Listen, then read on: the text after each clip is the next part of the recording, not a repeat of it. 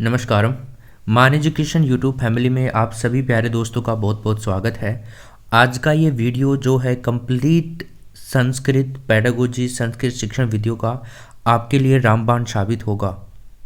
हम पूरी कोशिश करेंगे कि आपको सभी कुछ चीज़ें यहीं पे याद हो जाएं। ये एक क्रैश कोर्स है, आप इसको जब चाहें कहीं भी चाहें कभी भी चाहें तब देख सकते हैं और बहुत सारे अपनी एग्ज़ाम के अंदर मार्क्स हासिल कर सकते हैं। अगर आपकी किस्मत लिख सकते हम तो हर खुशी आपके हिस्से में लिख देते। अगर आपकी किस्मत लिख सकते हम तो हर खुशी आपके हिस्से में लिख देते। जो मोड़ आपको आपकी मंजिल दिलाए उस रुख को आपकी तरफ मोड़ देते, उस रुख को आपकी तरफ मोड़ देते। मान एजुकेशन ने पहले भी आप लोगों के लिए एक शिक्षा मनोविज्ञान का कंप्लीट वीडियो डाला है 4 महीने पहले। देखिए 9 घंटे का ये वीडियो है, बहुत लाजवाब वीडियो है। अगर नहीं देखा है तो देख लेना। यहाँ से आपको 22+ क्वेश्चंस मिलेंगे गारंटी के साथ में और बहुत लाजवाब तरीके से ये आपको पढ़ाया गया है। नहीं देखा है डिस्क्रिप्शन में लिंक है। और दोस्तों सभी दोस्तों से निवेदन है, मान एजुकेशन जो आपका ये यूट्यूब परिवार है इसको सब्सक्राइब करना बिल्कुल मत भूलिए। जैसे ही आप सब्सक्राइब के बटन पे क्लिक करोगे तो आपके सामने एक घंटी का आइकन आएगा, यानी कि बेल आइकन। इसके ऊपर जैसे ही आप क्लिक करेंगे तो ये आपसे पूछेगा कि आपको कौन कौन से नोटिफिकेशन चाहिए, तो ऑल के ऊपर आपको क्लिक कर देना है। और दोस्तों वीडियो को लाइक करना बिल्कुल मत भूलना। इस वीडियो में आपको कंप्लीट बहुत शानदार तरीके से बहुत कम टाइम में सब कुछ समझाया जाएगा। आप संस्कृत और आपकी एग्ज़ाम के लिए जो फ्री में मॉक टेस्ट हैं उनकी तैयारी भी आप लोग कर सकते हो मान एजुकेशन का मोबाइल ऐप डाउनलोड करके। चलिए दोस्तों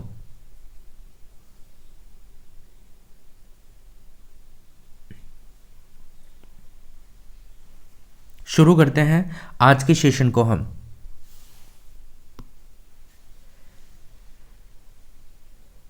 देखिए मेरे दोस्तों, सबसे पहले हम बात करते हैं भाषा कौशलों से शुरू करेंगे। भाषा कौशलों से शुरू करेंगे, इसके लिए हमें ज़रूरी है एकाग्रता और आपका संयम। अगर ये दोनों आपके पास में है तो इस वीडियो को आप सभी दोस्त कंटिन्यू कर दीजिए। शिक्षण विधियाँ पढ़ रहे हैं, मैं आपको यहाँ पर 2 चीज़ें बताना चाहूँगा वीडियो को शुरू करने से पहले।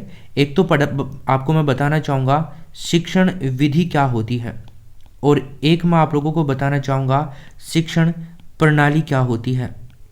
शिक्षण प्रणाली और शिक्षण विधि ये 2 चीज़ें होती हैं। इसको शुरू करने से पहले हमारे को ये 2 चीज़ें पढ़नी बहुत आवश्यक है। देखिए दोस्तों, शिक्षण विधि की अगर हम बात करें तो ये होती है, जैसे हम कोई भी क्लास में पढ़ाते हैं तो पढ़ाते टाइम में जो एक शिक्षक होता है उसके जो पढ़ाने का तरीका होता है ना, वही शिक्षण विधि होती है। यानी कि जब आप जॉब लग जाओगे, गवर्नमेंट जॉब लग जाओगे या फिर प्राइवेट जॉब जो भी है आपका, लग जाने के बाद में जो आप उस क्लास के अंदर पढ़ाते टाइम में जो आपके पढ़ाने का तरीका है ना, वही शिक्षण विधि है। तो वही हम पढ़ने वाले हैं। एक होती है शिक्षण प्रणाली।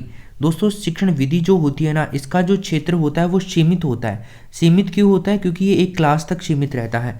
लेकिन अगर हम बात करें शिक्षण प्रणाली की तो ये जो हमारा विद्यालय होता है उसमें सुबह से लेकर शाम तक जिस भी तरीके से संचालित होता है, सुबह से शाम तक विद्यालय हमारा संचालित होता है। आजकल तो बंद है विद्यालय, लेकिन जब भी खुलते हैं तो सुबह से शाम तक चलते हैं। इवन जो भी टाइम होता है, कई विद्यालयों का 6 घंटा 7 घंटा 8 घंटा ले लेते हैं एक्स्ट्रा टाइम लगा करके। तो एक विद्यालय में सुबह से शाम तक जिस तरीके से विद्यालय संचालित होता है उसको शिक्षण की प्रणाली कहा जाता है। और इसका जो क्षेत्र होता है दोस्तों वो होता है व्यापक। ठीक है ना? कैसा होता है शिक्षण प्रणाली का क्षेत्र? व्यापक होता है, क्योंकि ये संपूर्ण विद्यालय को प्रभावित करता है।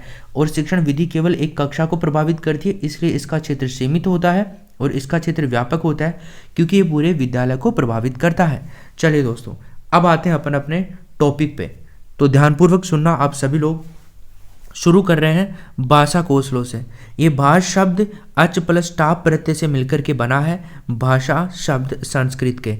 दोस्तों भाषा के कितने रूप होते हैं? सबसे पहले हमसे ये पूछ सकता है एग्जामिनर कि भाषा के कितने रूप होते हैं। 2 प्रकार के होते हैं भाषा के रूप, एक तो मौखिक और एक लिखित। यानी कि मौखिकम और लिखितम। जैसे कि हम बोलते हैं ना, एक तो वो वाला रूप हो गया जो मैं आपके सामने बोल रहा हूँ, एक तो ये मौखिक रूप हो गया। अभी मैं आपके सामने लिख रहा हूँ तो ये क्या हो गया, लिखित रूप हो गया। समझ गए? तो दो रूपों में भाषा को हम समझने वाले हैं, मौखिक रूप में और लिखित रूप में। इन दो का ही फंडा है सारा का सारा। चलिए दोस्तों, तो देखिए, अब मैं आपको शुरू करने से पहले एक और चीज़ बताना चाहूँगा दोस्तों। हमने आपकी एग्ज़ाम के लिए ये जो एग्ज़ाम्स हैं,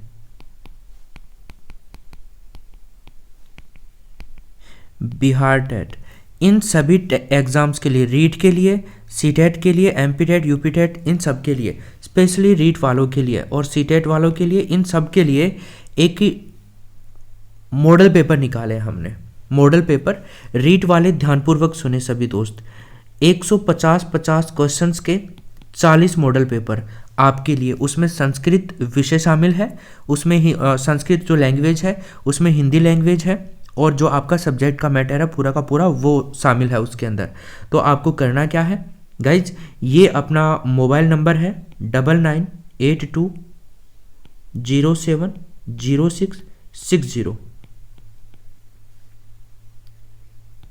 इस नंबर के ऊपर आपको क्या करना है, व्हाट्सअप कर दीजिए, या तो फिर आप लोग टेक्स्ट मैसेज कर दीजिए।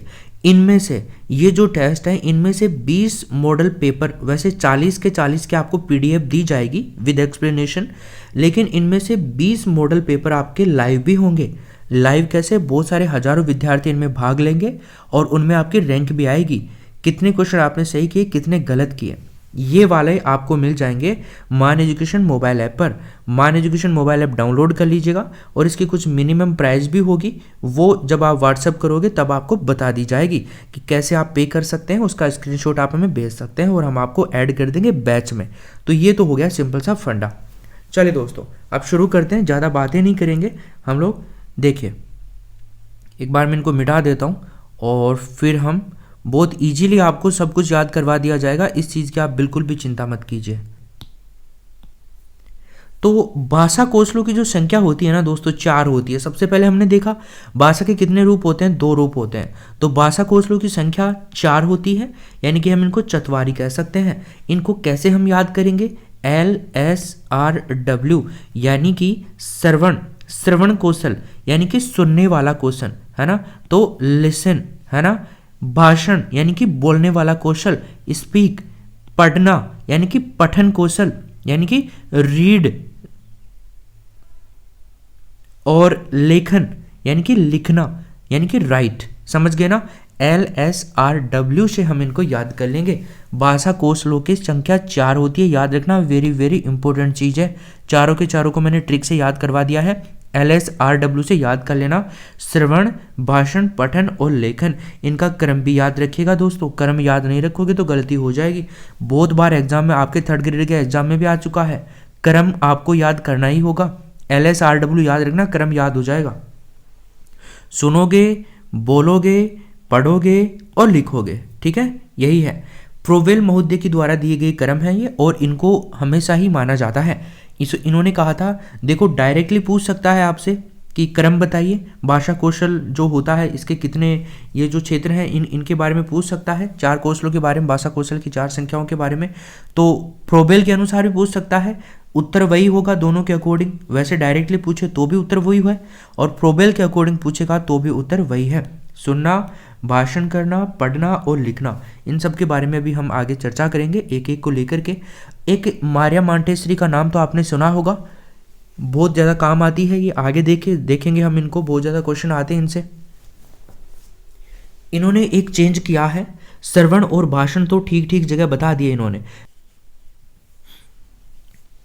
तो चेंज बस लास्ट में ही करना है, लेखन और पठन के अंदर। क्लियर है सबके? बिल्कुल। देखिए, अब हम चलते हैं आगे। तो मारिया मांटेसरी के अनुसार ये वाला क्रम है और फ्रोबेल के अनुसार ये वाला क्रम है। अब देखिए दोस्तों, जो कौशल होते हैं ना, इनको मोस्टली 2 भागों में बांटा गया है। कितने भागों में? हम 2 भागों में इनको बांट सकते हैं। कौन कौन से 2 भाग हैं? एक तो ग्रहणात्मक कौशल और एक अभिव्यक्ति कौशल। ग्रहणात्मक कौशल का क्या मतलब है? जो चीज़ें हम ग्रहण कर रहे हैं ना अपने मन में, अपने दिमाग में, वो वाले कौशल होते हैं। तो एक अभिव्यक्ति मतलब लोगों को हम दिखा रहे हैं, कुछ बोल रहे हैं, लोग हमें सुन रहे हैं, है ना, अभिव्यक्त कर रहे हैं हम कोई चीज़ को, जैसे मैं आपके सामने कर रहा हूँ। एक एक को समझते हैं। घृणात्मक कौशल क्या होता है? एक तो इसके अंदर श्रवण कौशल आएगा और एक पठन कौशल आएगा। देखो मैं बोल रहा हूं यहाँ पे और आप क्या कर रहे हो, सुन रहे हो, तो ये तो क्या हो गया आपका श्रवण कौशल। एक आप सुनने के साथ साथ में क्या कर रहे हो, मैंने आपके सामने लिख रखा है चीजें, तो आप इनको पढ़ भी रहे हो ना, देख रहे हो ना, इनको पढ़ रहे हो ना, तो इसका मतलब ये पठन कौशल भी हो गया। तो सुन भी रहे हो और पढ़ भी रहे हो, दोनों से आपको क्या हो रहा है, ग्रहण हो रहा है ना, मतलब आप समझ रहे हो चीजों को, अपने दिमाग में याद कर पा रहे हो। तो ये दोनों तो किस में आएंगे, ग्रहणात्मक कौशल। तो इनसे तो क्या होगी, ग्रहणाभिव्यक्ति होगी, ग्रहण अभिव्यक्ति। ठीक है, तो इनको हम आगे देखेंगे ग्रहणाभिव्यक्ति को। पहले आप इतना याद रखिए, ग्रहण किस किस से होता है, श्रवण से, सुनने से और पढ़ने से। ये दोनों काम अभी की अभी आप लोग कर रहे हो, समझ जाना दोनों के दोनों। फिर देखिए दूसरा नंबर का जो है ये है अभिव्यक्ति कौशल। अभिव्यक्ति कौशल में देखिए केवल मैं कर रहा हूँ अभिव्यक्ति कौशल, भाषण में दे रहा हूँ, मैं यहाँ पे पढ़ रहा हूँ चीज़ों को, मैं आपको समझा रहा हूँ, ठीक है ना। तो मैं क्या कर रहा हूँ, अभिव्यक्त कर रहा हूँ कोई ना कोई चीज़ को, जो आप उसको क्या कर रहे हैं, सुनने के माध्यम से समझ रहे हैं, पढ़ने के माध्यम से समझ रहे हैं, समझ गए। तो अभिव्यक्ति कौशल क्या हो गया, भाषण जो पढ़ोगे आप, ठीक है भाई, सुना करके लोगों को। एक हो गया लेखनम, जो मैं लिख रहा हूँ यहाँ पे, ये जो चीज़ें आपको समझा समझा करके लिख रहा हूँ मैं, लिख लिख करके समझा रहा हूँ, वही क्या है, वो भी तो एक अभिव्यक्ति हो गई ना। तो लेखन भी अभिव्यक्ति है और भाषण भी अभिव्यक्ति है, लिखना भी बोलना भी, ये दोनों क्या है दोस्तों, अभिव्यक्ति कौशल के ही पार्ट हैं।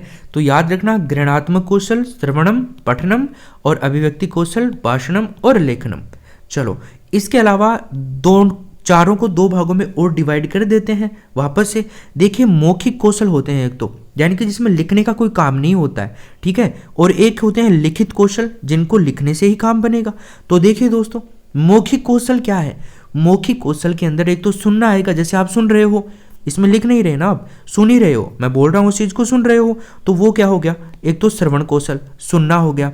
एक होता है दोस्तों भाषण कौशल, कि आप बोल रहे हैं, मैं बोल रहा हूँ तो ये मैं लिख नहीं रहा ना, बोल रहा हूँ, उस चीज़ को लिख दूँ तो वो बात अलग हो जाएगी, लेकिन बोलेंगे ही केवल तो वो आएगा आपका भाषण कौशल में, समझ रहे हो आप लोग, ठीक है। तो मौखिक कौशल में यानी कि जहाँ पे लिखने की जरूरत नहीं पड़ती, सिंपल सा फंडा है, आप याद रखना, मौखिक कौशल हो गया। लिखित कौशल में पठनम और लिखनम, भाई पढ़ने के बाद में हम क्या करते हैं, लिखते हैं ना दोस्तों चीज़ों को, तो लेकिन लिखित कौशल के अंदर ये दोनों आएंगे, पठन कौशल और लिखन कौशल। जो उनका उद्देश्य होता है ये हम आगे देखेंगे, आपको समझ में आ जाएगा अभी, तो ये याद रखिएगा, ये वाला फॉर्मेट याद रखोगे, एक क्वेश्चन यहाँ से अवश्य रूप से पूछा जाता है, यहीं पे बता रहा हूँ आपको। चलो आगे देखिए, अगला अपना कौशलों का उद्देश्य है। जो हमने ये चार कौशल देखे हैं ना, इनका क्या उद्देश्य है, इनको क्यों बनाया गया है। तो देखिए एक तो सुनना कौशल है दोस्तों, एक कौशल है बोलना, एक है पढ़ना, एक है लिखना, वही तो है LSR और W। तो देखिए श्रवणम यानी कि L, सुन रहे हैं, सुनना कौशल L लिसन। वदनम, देखो ये ध्यान रखना, आप संस्कृत में आपको ये वाले मिलेंगे, ये तो हिंदी है और ये संस्कृत है, तो वदनम याद रखना, बोलना यानी कि वदनम स्पीक, ठीक है, पढ़ना यानी कि पठनम, ठीक है, और रीड है ना, और लेखनम यानी कि लिखना, यानी कि राइट, लिखना, समझ गए ना। तो देखो उद्देश्य क्या है, श्रवण कौशल का उद्देश्य क्या है मेरे दोस्तों, श्रुत्वा अर्थ ग्रहणम, सुन करके अर्थ ग्रहण करना श्रवण कौशल का उद्देश्य है। बहुत इंपॉर्टेंट है, 4 प्रश्न बन रहे हैं यहाँ से। श्रवण कौशल का उद्देश्य क्या है, वदन कौशल का उद्देश्य क्या है, पठन कौशल का उद्देश्य क्या है, लेखन कौशल का उद्देश्य क्या है, समझ गए। तो देखिए श्रवण कौशल का उद्देश्य क्या है, श्रुत्वा अर्थ ग्रहणम, सुनकर के अर्थ ग्रहण करना, सुनना ही नहीं है केवल उद्देश्य, अर्थ ग्रहण करना भी है सुनकर के। तो एक तो ये हो गया, राइट।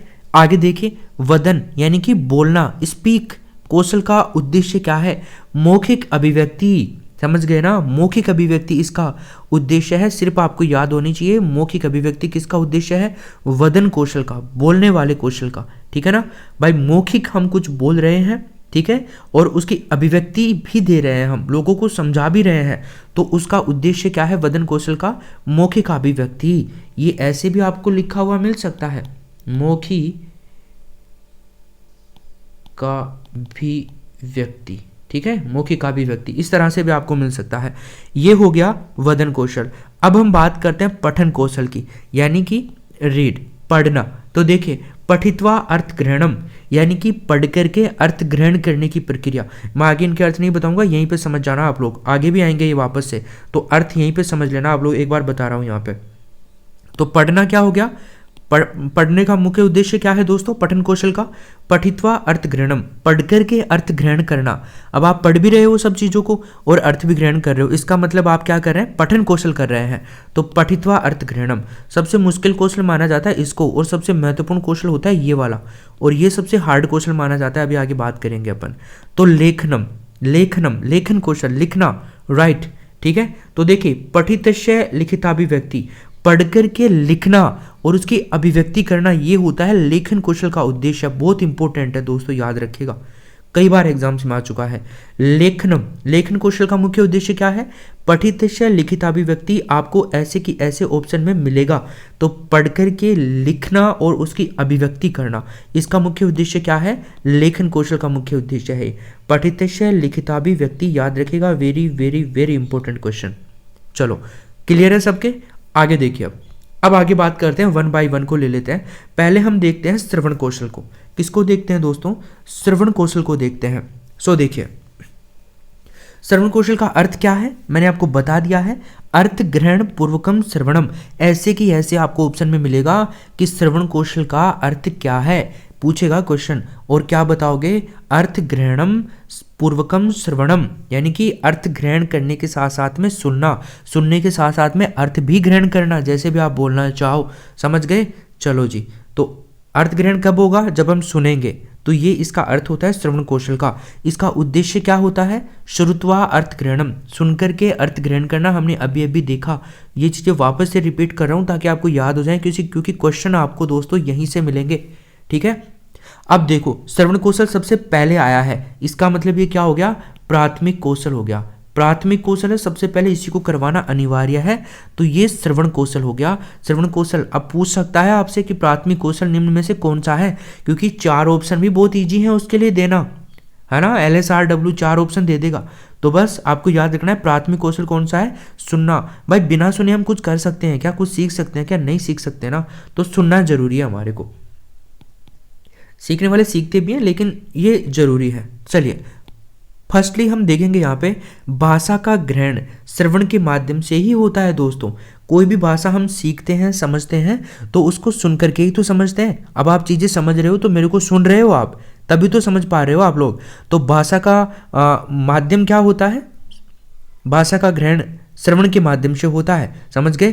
तो संस्कृत भाषा के आप नॉलेज ले रहे हो तो किसके माध्यम से, सुनने के माध्यम से ले रहे हो, राइट। चलो अब देखो, सुनना मात्र ही श्रवण कौशल नहीं है, अपितु सुनकर के अर्थ ग्रहण करना भी श्रवण कौशल है। सुनना मात्र ही, आप सुन लोगे निकाल दोगे लेकिन अर्थ ग्रहण नहीं करोगे तो वो कैसा श्रवण कौशल हुआ भाई, नहीं हुआ ना। ये हम पहले बात कर चुके कि सुनकर के अर्थ ग्रहण करना ही श्रवण कौशल उद्देश्य होता है। ये बहुत इंपॉर्टेंट है, वापस से बता रहा हूँ, याद रखिएगा। सबसे पहले विकसित होने वाला कौशल है। देखो कौन कौन से क्वेश्चन बने, एक तो यहाँ पे एक ये क्वेश्चन बना इंपॉर्टेंट, तो प्राथमिक कौशल कौन सा है, श्रवण कौशल है। दूसरा इसी प्रकार का प्रश्न ये वाला बना कि सबसे पहले कौन सा कौशल विकसित होता है, श्रवण कौशल विकसित होता है। उद्देश्य क्या होता है, तीसरा क्वेश्चन श्रुत्वा अर्थ ग्रहणम, इसका उद्देश्य होता है। अर्थ इतना इंपॉर्टेंट नहीं है फिर भी हम चौथा क्वेश्चन बना देंगे, श्रवण कौशल का क्या अर्थ होता है, क्या मतलब होता है, तो अर्थ ग्रहण पूर्वकम श्रवणम, ये वाली लाइन आपको याद रखनी है यहाँ पे, ठीक है। बस ये 4 प्रश्न यहाँ से बनते हैं, इनको याद रखिएगा। अब तो ये तो हो गया आपका श्रवण कौशल। दोस्तों अब हम बात कर लेते हैं भाषण कौशल की। 2 नंबर पर हमारे सामने आ रहा है कौन सा कौशल, भाषण कौशल। तो देखिए भाषण यानी बोलना, स्पीक, ठीक है। तो शुद्ध उच्चारण पूर्वक वदनम, वदन से मैंने बताया था कि वदन ही लिखा हुआ आएगा, तो शुद्ध उच्चारण के साथ में बोलना, है ना, उच्चारण सही होना चाहिए, शुद्ध होना चाहिए। अब ये भाषण कौशल है, मैं इसको भाषण कौशल बोल दूं तो आप देखो कहोगे यार क्या बोल रहा है ये मास्टर, है, गलत है। तो शुद्ध उच्चारण जरूरी है भाषण करने के लिए, समझ गए ना। तो अर्थ क्या हुआ भाषण कौशल का, शुद्ध उच्चारण के साथ में बोलना, ठीक है। केवल बोलना ही नहीं, भाषण कौशल ही नहीं, बोलना ही भाषण कौशल नहीं है बल्कि शुद्ध उच्चारण करना भी भाषण कौशल है, समझ लेना, समझ गए। तो अर्थ ध्यान रखिएगा, ठीक है। इसे भाषा शिक्षण का द्वितीय कौशल कहा जाता है। तो याद रखिए भाषा शिक्षण का द्वितीय कौशल कौन सा है, भाषण कौशल, समझ गए ना। भाषा शिक्षण का द्वितीय कौशल भाषण कौशल पहला हमने देख लिया, ये दूसरा कौशल है।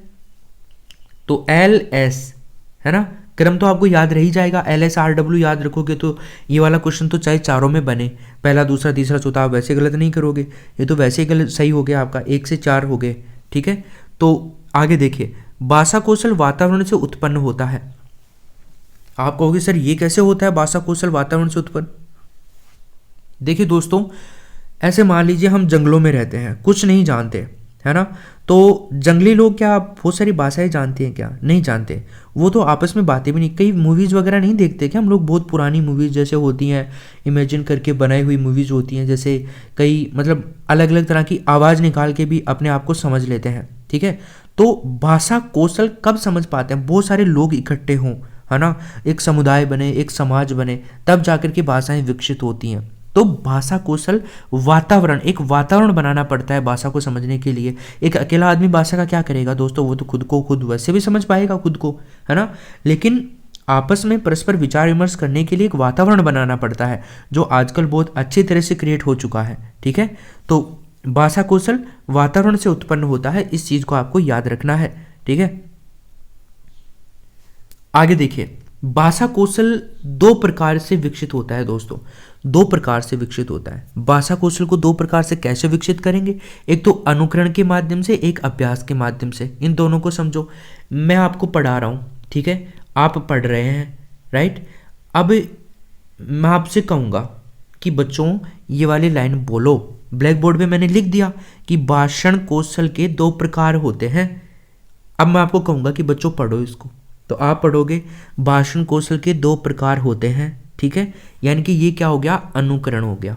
तो एक तो ऐसे सीखी जाती है, राइट, एक दोस्तों अभ्यास के द्वारा सीखा जाता है। जैसे आप कहोगे ना मेरे को तो ये चीज़ें वैसे याद नहीं हो रही, मेरे को तो रटना ही पड़ेगा, तो वो रटना, बार बार में चीज़ों को देखोगे तभी तो रट पाओगे। वो क्या हो रहा है? वो आपका अभ्यास ही तो हो रहा है, तो आप चीज़ों को समझोगे।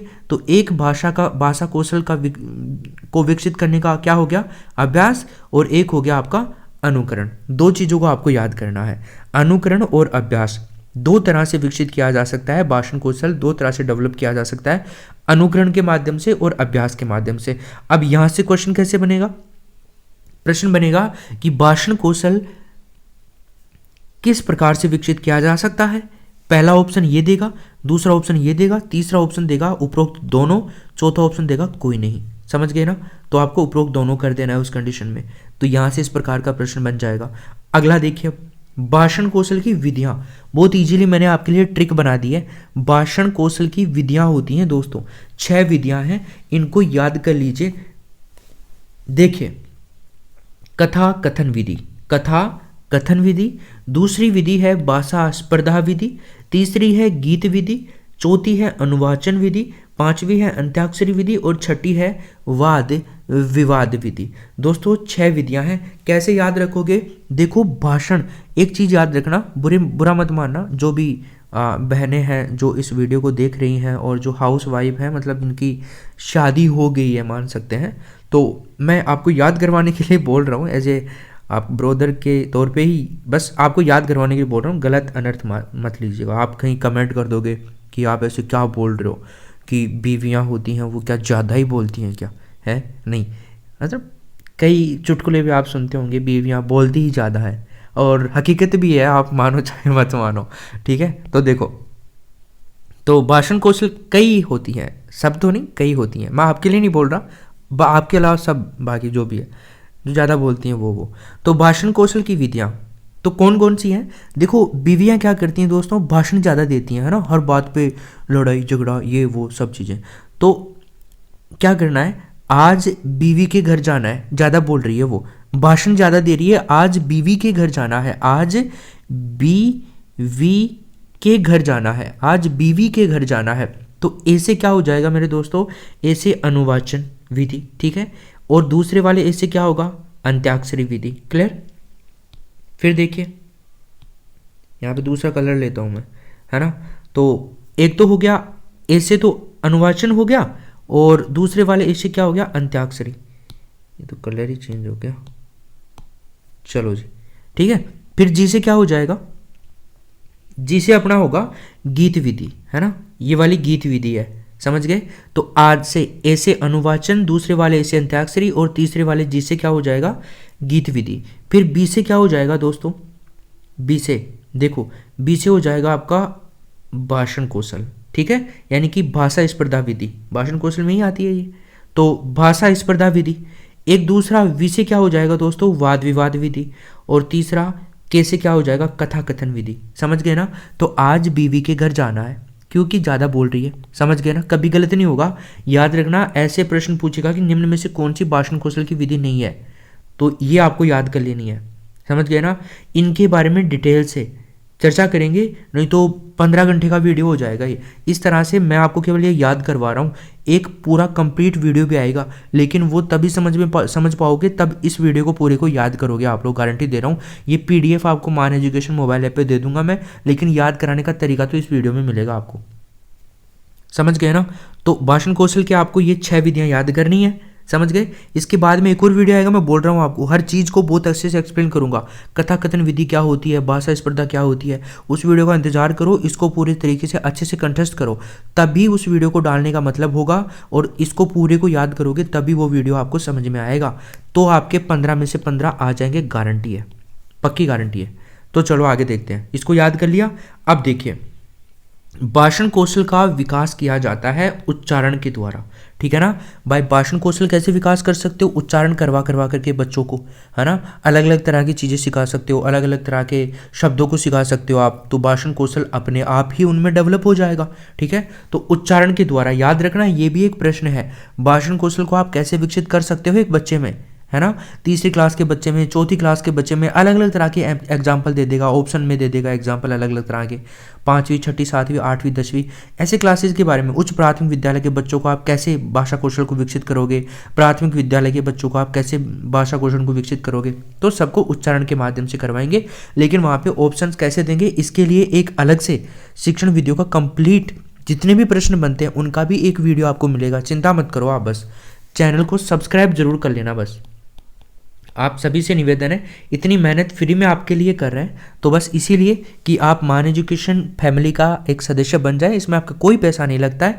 मैंने आपको शुरुआत में बताया, सब्सक्राइब का बटन दबाओ, नीचे लाल कलर में है तो, अगर ब्लैक है तो आपने ऑलरेडी कर रखा है, और लाल है तो उसको दबाओ, उसके बाद में घंटी आएगी उसको दबा के ऑल के ऊपर क्लिक कर दो, ताकि आने वाले वीडियोज़ वहाँ पर आपको उनके नोटिफिकेशन मिल जाए। इसीलिए होता है सब्सक्राइब करना। और अगर पसंद आ रहा है तो लाइक का बटन भी दबा देना, और अगर पसंद आ रहा है ना, तो अपने दोस्तों को ज़रूर बता देना। इसीलिए ये मेहनत है कि आपका भी फायदा हो और अपने सब दोस्तों का फायदा हो, ठीक है ना। अब चलते हैं अपन पठन कौशल पे। देखो इको अर्थ काई में भाई, देखो देखा पठन कौशल को अर्थ काई में है, अर्थ ग्रहण पूर्वकम उच्चारणम। क्या होता है दोस्तों, अर्थ ग्रहण पूर्वकम उच्चारणम, अर्थ ग्रहण पूर्वकम उच्चारणम याद करना है आपको, ऐसे कि ऐसे ऑप्शन में आपको मिलेगा। अर्थ ग्रहण करने के बाद में उच्चारण करो, समझ गए ना। तो पठन कौशल का मतलब क्या है, अर्थ ग्रहण पूर्वकम उच्चारणम। उद्देश्य क्या है मित्रों, पठित्वा अर्थ ग्रहणम और ग्रहणाभिव्यक्ति च। याद रखिएगा, बहुत इंपॉर्टेंट है, दोनों याद रखने हैं, पठित्वा अर्थ ग्रहणम और ग्रहणाभिव्यक्ति दोनों ही आपको याद करने हैं, ठीक है। ये इसके उद्देश्य, पढ़ करके अर्थ ग्रहण करना, समझ गए ना आप लोग, ग्रहण अभिव्यक्ति, ग्रहण करके अभिव्यक्ति करना, बता दिया था। चलो, इसे भाषा शिक्षण का तृतीय कौशल कहा जाता है, वो तो आप याद कर ही लोगे LSRW से, समझ गए। चलो, तो ये आपको ऐसे याद हो जाएगा। तो ये तृतीय कौशल है भाषा कौशल का, भाषा शिक्षण का। फिर देखिए, चारों कौशलों में पठन कौशल सर्वाधिक महत्वपूर्ण कौशल है। मैंने आपको पहले बता दिया, सबसे महत्वपूर्ण कौशल कौन सा है, पठन कौशल ही है। तो सर्वाधिक महत्वपूर्ण कौशल कौन सा है, ऐसे पूछेगा प्रश्न, तो पठन कौशल सबसे महत्वपूर्ण है, समझ गए। चलो देखो, इसके भी कई भागों में बांटा गया है पठन कौशल को। तो ये 2 प्रकार का होता है। सबसे पहले तो 2 प्रकार कौन कौन से होते हैं, एक तो सस्वर पठन या फिर सस्वर वाचन, अभी बताता हूँ क्या होता है ये, और एक होता है मौन वाचन। सस्वर यानी कि साथ में पढ़ना, साथ में वाचन करना, टीचर के साथ में पढ़ लीजिए, बच्चों के साथ में वाचन, सबको एक साथ पढ़ा दीजिए, वाचन करने के लिए बोल दीजिए, कोई भी एक शब्द लिख दो, सामने आप एक कहानी लिख दो, बुक में सबको खड़ा कर दो, बच्चों को बोलो कि ये पैराग्राफ आप पढ़िए, ठीक है ना। तो वो एक साथ पढ़ना सस्वर पठन हो गया आपका, या सस्वर वाचन हो गया। तो ये दोस्तों होता है 3 प्रकार का। कितने प्रकार का होता है? 3 प्रकार का। प्रकार तो इसके भी 3 ही होते हैं। अभी ट्रिक से याद करवा दूंगा आपको। देखो ट्रिक तो आपको पता ही है, कमाल होती है अपनी। 3 प्रकार का होता है। कौन सा? सहस्वर पठन। एक तो है आदर्श वाचन। आदर्श वाचन जो शिक्षक के द्वारा किया जाता है और इसमें शिक्षक सक्रिय होता है। ये बहुत इंपॉर्टेंट चीज़ है। आदर्श वाचन में कौन सक्रिय होता है? शिक्षक सक्रिय होता है। फर्स्ट ग्रेड तक के एग्जाम में क्वेश्चन पूछा जाता है यहाँ से, तो आपकी तो बात ही क्या है। तो आदर्श वाचन शिक्षक सक्रिय होता है, ठीक है। अनुकरण वाचन छात्र सक्रिय होता है, क्योंकि मैं बोल रहा हूँ और मैं आपसे कहूँ कि बच्चों इसको आप पढ़ दो फटाफट से, वाचन करो इसका, पठन करो इसका फटाफट, तो मैं तो सुनूंगा कौन शुद्ध अशुद्ध काम कर रहा है, कौन शुद्ध अशुद्ध बोल रहा है, लेकिन आप पढ़ोगे, इसका मतलब आप अनुकरण कर रहे हो। अनुकरण कर रहे हो तो सक्रिय कौन होगा? छात्र होंगे, आप होंगे। समझ गए? आप चौथी 5वीं क्लास के बच्चे हैं जब मैं ये चीज़ पढ़ा रहा हूँ, तो तभी समझ में आएगी ना अपने को। भाई आप तो छात्र बनोगे और मैं एक अध्यापक बनूंगा, तभी समझ में आएगी। वैसे हम सब दोस्त हैं। चलो देखो आगे, समवेत वाचन। समवेत वाचन की हम बात करें तो ये समूह में छात्र के द्वारा किया जाता है। भाई सभी छात्र एक साथ करेंगे, समूह में करेंगे, और इसमें छात्र सक्रिय होते हैं। इसमें टीचर भी इंक्लूड होता है, ऐसा नहीं है कि टीचर नहीं होता, टीचर होता है, बट सक्रिय कौन होता है? छात्र। तो 3 है ना, सहस्वर वाचन के अंदर 3 प्रकार हैं। 3 प्रकारों में 2 में तो दोस्तों कौन होता है सक्रिय? छात्र, और 1 में होता है शिक्षक। यानी कि आदर्श वाचन में तो शिक्षक होता है, और बाकी अनुकरण वाचन और समवेत वाचन में कौन होते हैं सक्रिय? छात्र होते हैं। आगे देखिए, इधर आ जाइए मौन वाचन की तरफ। ये भी 3 प्रकार का होता है। इस भाई साहब ने कहा कि मैं क्यों पीछे रहूंगा, मैं भी 3 प्रकार का होना चाहता हूँ। तो देखो दोस्तों, जो साधु लोग होते हैं ना, है ना, जो साधु लोग होते हैं वो क्या करते हैं पता है ना आपको? ज़्यादा नहीं बोलते, ज़्यादा नहीं बोलते हैं ना, मौन रहते हैं। साधु लोग मौन रहते हैं, ज़्यादा नहीं बोलते। तो देखो, सा से सामान्य वाचन, दू से द्रुत वाचन, और मौन से मौन वाचन। समझ गए? तो सामान्य वाचन, द्रुत वाचन और मौन वाचन, ये याद कर लेना भैया। सामान्य वाचन, द्रुत वाचन और मौन वाचन। एक तो सामान्य तरह का वाचन होता है, नॉर्मली जो करते हैं मौन वाचन। एक द्रुत वाचन थोड़ा तेज गति से होता है ये, और एक मौन वाचन खुद है ही भाई, मौन रह करके बिल्कुल वाचन करना, है ना। चलो, और मन ही मन में बहुत तेज गति से पढ़ना। एक सामान्य, आराम से चलो, ठीक है, समझ गए। तो ये 3 वाचन होते हैं। इनके बारे में और अच्छे से एक्सप्लेन करेंगे हम लोग जब फुल वीडियो आएगा उसमें। तो अभी तो आपको केवल ये याद करने हैं कि 3 प्रकार हैं। यहीं से मोटे तौर पर 15 में से दोस्तों आप 10 प्रश्न तो कर दोगे इस वीडियो से। कितने घंटे में? मात्र देख लो एक बार। चलो, एक न्यूइस नाम के ये मनोवैज्ञानिक हुए हैं। उन्होंने कहा है कि पठन एक साधन है जिसके द्वारा बालक जाति के द्वारा संचित संपूर्ण ज्ञान से परिचित होता है। ये डेफिनेशन आप चाहो तो याद कर सकते हैं, कई बार पूछ लेता है, तो इसको आप याद कर सकते हैं। इसकी कोई ट्रिक नहीं है, बट याद कर सकते हैं। तो पठन को एक साधन किसने माना? न्यूयस ने माना है। आप इतना भी याद करेंगे तो काम चल जाएगा शायद। आगे देखिए दोस्तों, हमारा 4th नंबर पर है क्या? लेखन कौशल। कौन सा है? लेखन कौशल। अर्थ देखेंगे, उद्देश्य देखेंगे। सबसे पहले हम इसका अर्थ ही देख लेते हैं। तो देखिए अर्थ क्या है इसका? शब्द लिपि पूर्वकम लिखित्वा अभिव्यक्तिकरणम। शब्द लिपि पूर्वकम लिखित्वा अभिव्यक्तिकरणम, यानी कि उद्देश्य भी देख लीजिए, पठितस्य लिखिताभिव्यक्ति ही। पठितस्य लिखिताभिव्यक्ति, पढ़ना, लिखना और अभिव्यक्त करना चीजों को। समझ गए? यस, शब्द और लिपि लिखो और अभिव्यक्त करो। समझ गए? तो ये लेखन कौशल हो गया आपका। अर्थ तो हो गया ये वाला, फर्स्ट लाइन याद रखना, यही ऑप्शन में मिलेगा आपको अर्थ पूछेगा तो। वैसे अर्थ पूछता नहीं है, लेकिन कई बार पूछ ले तो आप याद रखिएगा इसको। सबसे लंबा अर्थ किसका है? ऐसे याद रख लो, लेखन कौशल का। 4थे नंबर का जो कौशल है, सबसे हार्ड कौशल होता है ये सीखने में बच्चे को। समझ गए? टाइम लगता है इसमें, मतलब समय लगता है, समय के साथ ही सीख पाता है बच्चा। भाषा शिक्षण का 4th अंतिम कौशल है, ये तो हम सब जान ही गए हैं, 4था है। तो वाचिक क्रियाओं का वर्ण रूप ही लेखन कहलाता है। वाचिक क्रियाओं का, जैसे मैं वाचन कर रहा हूँ, मैं पढ़ रहा हूँ चीज़ों को आपके सामने, तो उनका वर्णिक रूप, यानी कि मैं लिख दूँ, मैंने जो बोला उस चीज़ को मैं लिख दूँ, तो वो क्या हो गया? लेखन हो गया ना। भाई मैं बोल रहा हूँ जो चीज़ें लिखी हुई हैं आपके सामने सब की सब, तो ये क्या हो गया, ये लेखन हो गया, जो बोल रहा हूँ वो चीज़ें। तो समझ गए ना आप लेखन कौशल क्या होता है। आगे देखिए, एक सरयू प्रसाद नाम के व्यक्ति हुए हैं, सॉरी, तो इन्होंने क्या कहा है, पठन व लेखन दोनों कौशलों को एक साथ करवाना चाहिए। किसने कहा है, सरयू प्रसाद ने। पठन कौशल जो है तीसरा सबसे महत्वपूर्ण कौशल माना जाता है, चौथा सबसे हार्ड होता है।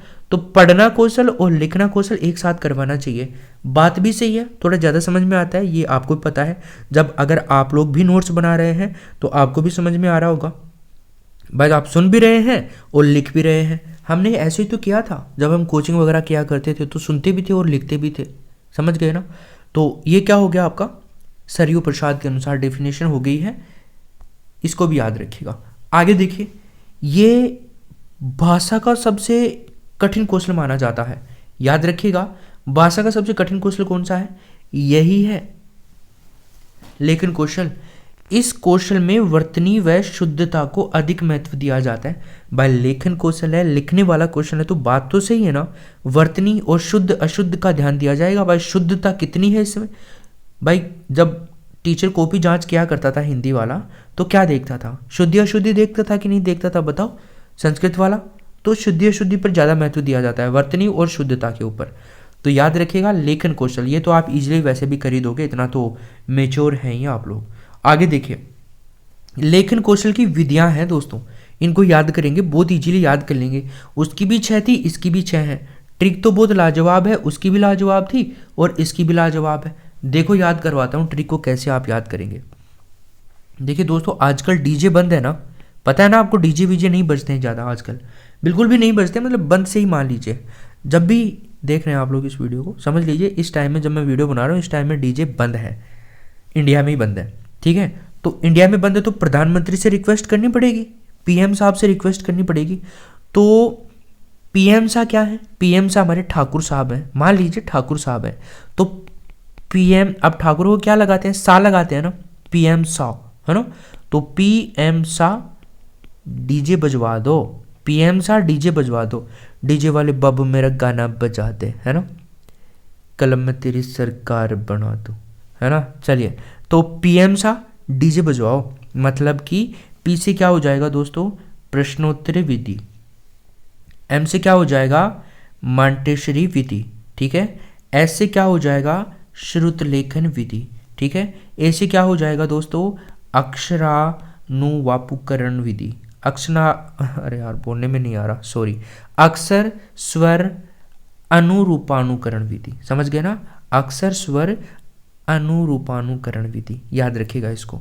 फिर आता है आपका डी, यानी कि डी से क्या करोगे, दृष्ट लेखन विधि, समझ गए, दृष्ट लेखन विधि। फिर आएगा आपका जे, यानी कि जैका टोट विधि, जैका टोट विधि, याद कर लोगे, पीएम सा डीजे बजाओ, पीएम सा डीजे बजाओ, दृष्ट लेखन विधि, श्रुत लेखन विधि, अक्षर स्वर अनुरूपानुकरण विधि, प्रश्नोत्तर विधि, मांटेश्वरी विधि और जैका टोट विधि किसकी हैं, लेखन कौशल की विधियां हैं। इनके बारे में जो फुल वीडियो आएगा उसके अंदर चर्चा करेंगे अपन, ठीक है भाई, इनमें क्या क्या होता है, कैसे कैसे होता है, समझ गए।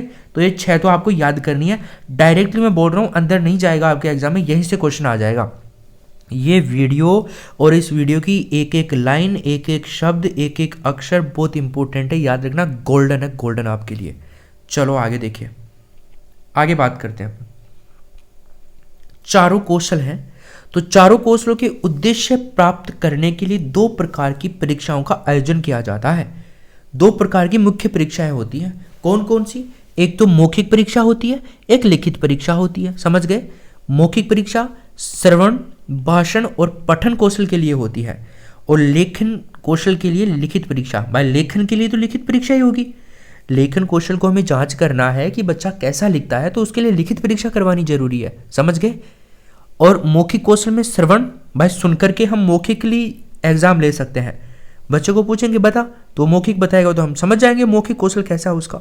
भाषण दे रहा है वो, भाषण कौशल बोल रहा है, तो एक ये भी हो गया आपका मौखिक, और पठन भी मौखिक है, तीनों मौखिक में ही आएंगे दोस्तों, याद रखिएगा। तो इसके लिए एग्जाम कौन सा होता है, मौखिक एग्जाम होता है, जो हमने बहुत दिया है, 10 नंबर का एग्जाम होता था हमारे टाइम में, ठीक है ना। चलो जी, तो ये आपके 4 कौशल हो गए। अब आप सभी से निवेदन है, आगे का वीडियो कंटिन्यू तो करोगे आप, मुझे पता है, क्योंकि आपको पढ़ना है और याद करना है, 15 नंबर अपने को लेने हैं। जिसको नहीं लेने वो छोड़ सकता है, कोई दिक्कत नहीं है। एक निवेदन है, कमेंट बॉक्स में ज़रूर बताना अगर आप यहाँ तक आ गए हो ना तो आपको कैसा लगा ये वीडियो। कमेंट बॉक्स में ज़रूर कमेंट करके बताना। जो भी आपको लगा, खराब लगा तो खराब ही लिख दीजिए कि बहुत बुरा लगा है मेरे को तो सर, मैं तो नहीं पढ़ने वाला, मैं नहीं पढ़ने वाली। अगर सही लगा है तो सही लिख देना, बट लिख ज़रूर देना। कमेंट बॉक्स भर जाना चाहिए, बस आपका एक कमेंट ज़रूर होना चाहिए। केवल ये नहीं लिखना है नाइस, नहीं, मतलब अगर अच्छा लग रहा है तो तारीफ में कुछ बोलो भैया, तारीफ में कुछ बोलो, है ना, ताकि आपके जो भाव है मन में वो भी बाहर आए, मैं भी तो देखूं, मेरे को और मोटिवेशन मिलेगा आपके उन कमेंट से, ताकि मैं और अच्छे से आपको चीज़ें समझा पाऊंगा। जो दूसरा वीडियो आपका आएगा फुल वीडियो, उसको मैं और इजीली समझा पाऊंगा आपको, क्योंकि आप, मुझे पता है कि आप, हाँ भाई कमेंट बॉक्स भर गए आप तो, और बस अब तो धमाका कर देना है, हर चीज़ों को समझा देना है बच्चों को। बहुत इंतज़ार कर रहे हो आप, समझ गए ना, तो ये होना चाहिए। और सब्सक्राइब जरूर कर लेना, लाइक भी कर देना, शेयर करना बिल्कुल नहीं भूलना है, शेयर तो करना ही करना है, दोस्तों को पहुंचाना है। वो वीडियो आए तब तक उससे पहले ये वीडियो मतलब धमाका कर देना चाहिए। चलो अब देखिए आगे, ये आपके 4 कौशल कंप्लीट हो गए हैं। अब हम आगे बात करते हैं बाकी मैटर की। मात्र दोस्तों कितने में, 279 में। सीटेट वाले भी इसको ले सकते हैं दोस्तों, सेकंड लेवल वाले। कंप्लीट मटेरियल वही है आपकी भी जो रीट में है, बाकी अलग से भी आ रहा है सीटेट का मटेरियल, आप डाउनलोड कर लेना उसको। सीटेट का एक कोर्स भी डाला हुआ है जिसमें 15 मॉडल पेपर हैं और बहुत सारी अध्ययन सामग्री है। यूपी टेट वालों के लिए भी है दोस्तों, और एस टेट वालों के लिए भी है। सब लोग इनको ज्वाइन कर लीजिएगा, अलग अलग आपके कोर्सेज बने हुए हैं, किसी का भी मिस नहीं होना चाहिए। ये बहुत इंपॉर्टेंट कोर्सेज है दोस्तों, इनसे आपको 120 से भी ज़्यादा मार्क्स आप लोग ला पाओगे अगर आप ये वाले कंटेंट सारे यूज करते हैं और इनको देखते हैं, अच्छे से पढ़ाई करते हैं। यहाँ पे 200 से भी ज़्यादा लाइव टेस्ट कंडक्ट कराएंगे, इनमें आपकी रैंक भी आएगी, बहुत सारे दोस्तों के साथ में आपका इंगेज होगा। जी हाँ, ऐसे ही अगर मैं आपसे बात करता हूँ यहाँ पे लेवल 1 के बारे में, तो दोस्तों लेवल 1 की बात करूँ तो देखिए लेवल 1 के अंदर भी हमने बहुत सारी चीज़ें डाल रखी हैं। रीट लेवल 1 ये 379 है और 50 मॉडल पेपर, 200 से भी ज़्यादा live test, 80 model paper Hindi के, 40 मॉडल पेपर संस्कृत के, 40 इंग्लिश के, 3000 टीचिंग मेथड के क्वेश्चन, 5000 ईवीएस के क्वेश्चंस, 2000 से ज़्यादा मैथ के practice questions, 60 model paper CDP के, 3000 क्वेश्चन सीडीपी के। ये चीज़ें लेवल 1 वालों के भी मिलेंगी। और बाकी लोग आप तैयारी कर रहे हैं वो ज़रूर देख लेना, लिंक डिस्क्रिप्शन में पिन किया हुआ है और देख लीजिए, कमेंट बॉक्स में भी आपको लिंक मिल जाएगा ऊपर ही ऊपर। डाउनलोड कीजिए मान एजुकेशन मोबाइल ऐप आज ही और अपनी जो सिलेक्शन है उसको सुनिश्चित कीजिए। अब देखिए हम लोग बात कर रहे हैं, नेक्स्ट हमारा है जो वो है अधिगम की सहायक सामग्रियाँ। यहाँ से आपके एग्ज़ाम में 3 से 4 प्रश्न अवश्य रूप से पूछे जा सकते हैं अधिगम की सहायक सामग्रियों से। 2 क्वेश्चन तो अवश्य रूप से आएंगे, लेकिन बहुत बार भी ये देखा गया है कि 3 से 4 प्रश्न यहाँ से आपसे पूछे जाने हैं ही हैं। तो ये वाला भी अब शुरू हो रहा है और बहुत ही शानदार है, लाजवाब है। इसको ध्यानपूर्वक आप लोग समझोगे, पढ़ोगे बहुत अच्छे से। तो देखिए अधिगम की सहायक सामग्रियों की हम बात करें तो इनको नॉर्मली हम लोग 3 भागों में इनको डिवाइड कर सकते हैं। कितने भागों में? 3 भागों में हम इनको डिवाइड कर सकते हैं। देखो सहायक सामग्री यानी कि जो हमें पढ़ने के अंदर कुछ चीज़ें काम आ रही हैं, यानी कि अधिगम का मतलब सीखने में कोई चीज़ हमारे को काम आ रही है, सहायक हेल्प कर रही है, ऐसी कुछ सामग्रियाँ है ना, सीखने में जो सहायक हों। तो इनको 3 भागों में डिवाइड किया गया है। एक तो है दृश्य सामग्री, यानी कि जिनको हम देख सकते हैं। दूसरा है आपका श्रव्य सामग्री, यानी कि जिनसे हम सुन करके ज्ञान प्राप्त करें। और तीसरा है आपका दृश्य श्रव्य, यानी कि श्रव्य दृश्य सामग्री, जो सुन भी सकें और देख भी सकें। इनको एक एक को हम अलग अलग देखेंगे, कौन कौन सी दृश्य सामग्रियाँ होती हैं, कौन कौन सी श्रव्य सामग्रियाँ होती हैं और कौन कौन सी दृश्य श्रव्य सामग्रियाँ होती हैं। अब ये तो हमने देख लिया कि 3 प्रकार की होती हैं। इसी टॉपिक को हम आगे बढ़ाते हैं मेरे दोस्तों। तो देखिए दृश्य सामग्री की हम बात करेंगे, इससे पहले मैं आप लोगों को फिर से एक बार याद दिलाना चाहता हूँ।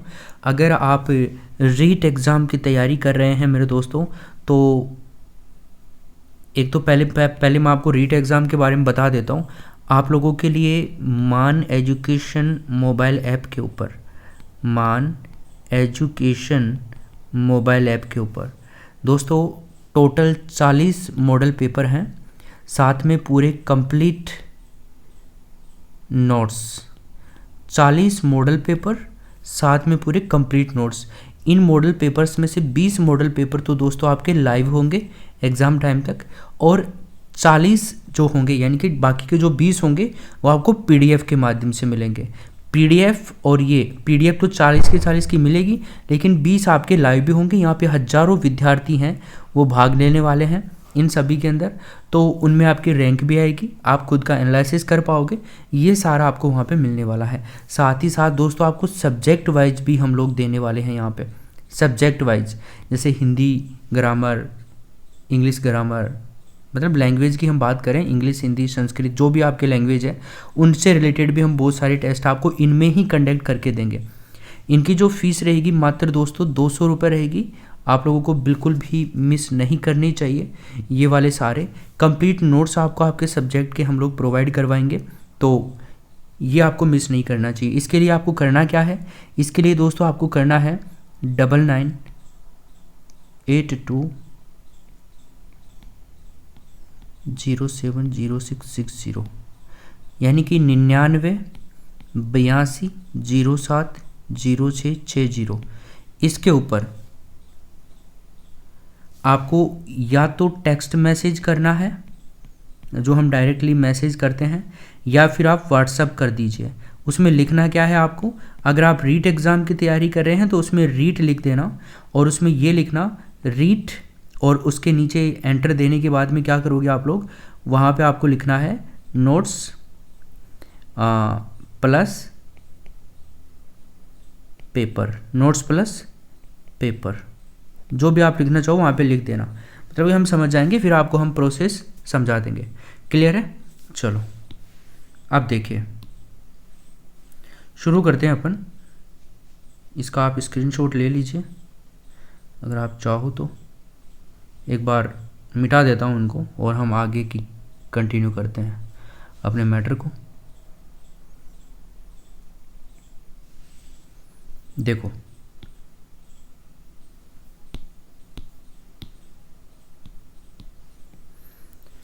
दृश्य सामग्री की हम बात कर रहे हैं यहाँ पे। सो गाइस, दृश्य सामग्री जो होती है वो होती है जिन्हें बालक देख करके सीखता है, जिनको बालक क्या करता है, देख करके सीखता है। दोस्तों इसमें सबसे सक्रिय जो होता है ना वो होती है आँख। भाई हम कोई भी चीज़ को आँखों से ही तो देखते हैं, यानी कि हमारा सक्रिय बिंदु क्या हो गया, आँख हो गया। तो दृश्य सामग्री में सक्रिय क्या हो गया, सर्वाधिक आँख हो गया। अब देखो जैसे श्यामपट्ट है, श्यामपट्ट दोस्तों बहुत इंपॉर्टेंट एक दृश्य सामग्री होती है बच्चों के सीखने के लिए। इसके बिना बच्चे बहुत अच्छी तरीके से नहीं सीख पाएंगे। मानिएगा आप 80% बच्चे सीख ही नहीं पाएंगे, कंप्लीटली नहीं सीख पाएंगे कुछ भी चीज़ें। तो ये ज़रूरी है कि श्यामपट्ट होना ही चाहिए कक्षा के अंदर। इसीलिए हमें कोई भी प्राइवेट स्कूल हो चाहे गवर्नमेंट स्कूल हो, सभी में हमारे को श्यामपट्ट वगैरह देखने को मिलते हैं, हर क्लास में आपको देखने को मिलेगा। अब श्यामपट्ट को दोस्तों क्या क्या बोला जाता है, ये देखिए इसकी क्या क्या विशेषताएं होती हैं। एक तो ये शिक्षक का अभिन्न मित्र माना जाता है दोस्तों, यानी कि शिक्षक का मित्र माना जाता है। शिक्षक का मित्र मानने का मतलब यहाँ पे क्या हुआ मेरे दोस्तों, यहाँ पे मतलब ये हुआ कि शिक्षक इसके द्वारा बच्चों को समझाता है, यानी कि शिक्षक के जो अधिगम कार्य है ना, शिक्षक जो अधिगम कार्य करवा रहा है, शिक्षण कार्य जो करवा रहा है उसमें काफ़ी हेल्प करता है, एक मित्र के समान काम करता है। ठीक है, तो इसको शिक्षक का क्या कहा जाता है, मित्र कहा जाता है। वेल अब देखिए इसके अलावा दूसरा है लेखन कौशल का विकास होता है। इससे लेखन कौशल का विकास होता है। शिक्षक भी लिखता है, बच्चों से भी लिखवाते हैं, तो इससे लेखन कौशल का भी विकास होगा। लिखने की प्रक्रिया तेज होगी, अच्छी होगी और इफेक्टिव होगी। ठीक है, इसमें काफ़ी सुधार होता है। इसके अलावा दूसरी जो विशेषता है इसकी, ऊपर से नीचे की ओर मिटाना। ऊपर से नीचे की ओर मिटाना, जैसे कि मैं आपको मिटाने की बात कर रहा हूँ तो देखिए जैसे मैं ऊपर से मिटा रहा हूँ, सबसे पहले इसको मिटाया मैंने, ठीक है, फिर मैं इसको मिटा रहा हूँ, फिर मैं इसको मिटा रहा हूँ, फिर इसको मिटा रहा हूँ। तो ऊपर से नीचे की ओर मिटाना क्या होता है, सबसे उपयुक्त माना जाता है। प्रश्न यहाँ से यह भी पूछा जा सकता है कि श्यामपट्ट में जो हम लिखते हैं उसको किस तरह से मिटाना चाहिए, सबसे उपयुक्त विधि कौन सी है, तो ऊपर से नीचे की ओर मिटाना है आपको। और एक कक्षा का हृदय भी कहलाता है, ठीक है ना, क्लास का हृदय कहलाता है। क्योंकि बीच में शिक्षक और छात्र के बीच में यही होता है जो दोनों के अंदर बहुत इफ़ेक्टिव काम करता है, शिक्षक के लिए भी और छात्रों के लिए भी। इसलिए ये कक्षा का क्या कहलाता है, हृदय भी कहलाता है। चलो जी, अब देखिए शामपट की तो हमने बात कर ली, अब हम देखते हैं चित्र कि हम कुछ ना कुछ चित्र दिखा करके भी बच्चों को पढ़ा सकते हैं। जैसे स्वामी विवेकानंद की हम बात करें तो स्वामी विवेकानंद का कोई चैप्टर आ गया 6 क्लास के बच्चों के लिए, जो भी कोई भी क्लास है, गांधी जी का आ गया, ठीक है, अंबेडकर जी का आ गया, तो उसके लिए उनका छाया चित्र हम दिखा सकते हैं। चित्र दिखा करके उनको बता सकते हैं कि ये थे वो व्यक्ति जो इन्होंने इतने इतने सारे काम किए थे, ठीक है, उनके बारे में बता सकते हैं, उन्होंने क्या क्या काम किए थे, कौन कौन से आंदोलन चलाए थे, कौन कौन से आंदोलन में भाग लिए थे, कौन से अच्छे काम किए थे, है ना, ये सारी चीज़ें। तो चित्र दिखा करके हम बच्चों को काफ़ी अच्छी तरीके से सिखा सकते हैं। एक मानचित्र दिखा करके, जैसे ज्योग्राफी जैसा सब्जेक्ट है, ज्योग्राफी जैसे सब्जेक्ट्स हैं, तो इनके अंदर हम लोग मानचित्र बना सकते हैं। जैसे हमें इंडिया का मैप बनाना है, या तो हम मैप ले आएंगे मार्केट से बनाया, या तो फिर हम बोर्ड के ऊपर भी बना सकते हैं, शामपट के ऊपर भी बना सकते हैं। तो वो एक कारण हो गया मानचित्र से। तो मानचित्र और चित्र क्या हो गए, दृश्य सामग्री होगी, एक प्रतिरूप। जैसे मॉडल्स होते हैं, जैसे हमने कभी जो किया होगा आपने बीएड वगैरह, डीएलएड वगैरह, जो भी आपने किया होगा आपके टीचर बनने के लिए, जो भी एक क्राइटेरिया होता है आपका प्रशिक्षण के लिए चुने जाते हो आप, उसके बाद में हम कोई गवर्नमेंट के एग्ज़ाम दे पाते हैं, टीचिंग एग्ज़ाम के लिए एप्लीकेबल होते हैं। तो वही बात है, समझ गए ना। तो मॉडल हम बनाते हैं, वहाँ पे हमारे से बनवाए जाते हैं, मॉडल्स बनाओ, बच्चों को दिखाओ, है ना, ये चीज़ें, वो चीज़ें, जो भी है लेसन प्लान करवाते हैं उस टाइम मॉडल्स बनवाते हैं। और मॉडल्स हम बच्चों से भी बनवा सकते हैं कक्षा के अंदर। तो मॉडल भी क्या है, चित्र सामग्री होगी। बुलेटिन बोर्ड, दोस्तों बुलेटिन बोर्ड भी एक चित्र सामग्री है। समाचार पत्र चित्र सामग्री ही है, ठीक है, यानी कि दृश्य सामग्रियां हैं सारी की सारी, देख करके पढ़ते हैं बच्चों से। प्रार्थना के टाइम के अंदर भी समाचार पत्र पढ़वाए जाते हैं ताकि सभी बच्चों को थोड़ा नॉलेज हो, तो ये देख करके पढ़ते हैं, तो ये दृश्य सामग्री होगी। पाठ्य पुस्तक जो होती हैं ये भी काफ़ी अच्छा काम करती हैं, ये भी दृश्य सामग्रियाँ हैं। संग्रहालय के अंदर बहुत सारी पुस्तकें हों, कुछ भी चीज़ें हों, इफ़ेक्टिव चीज़ें।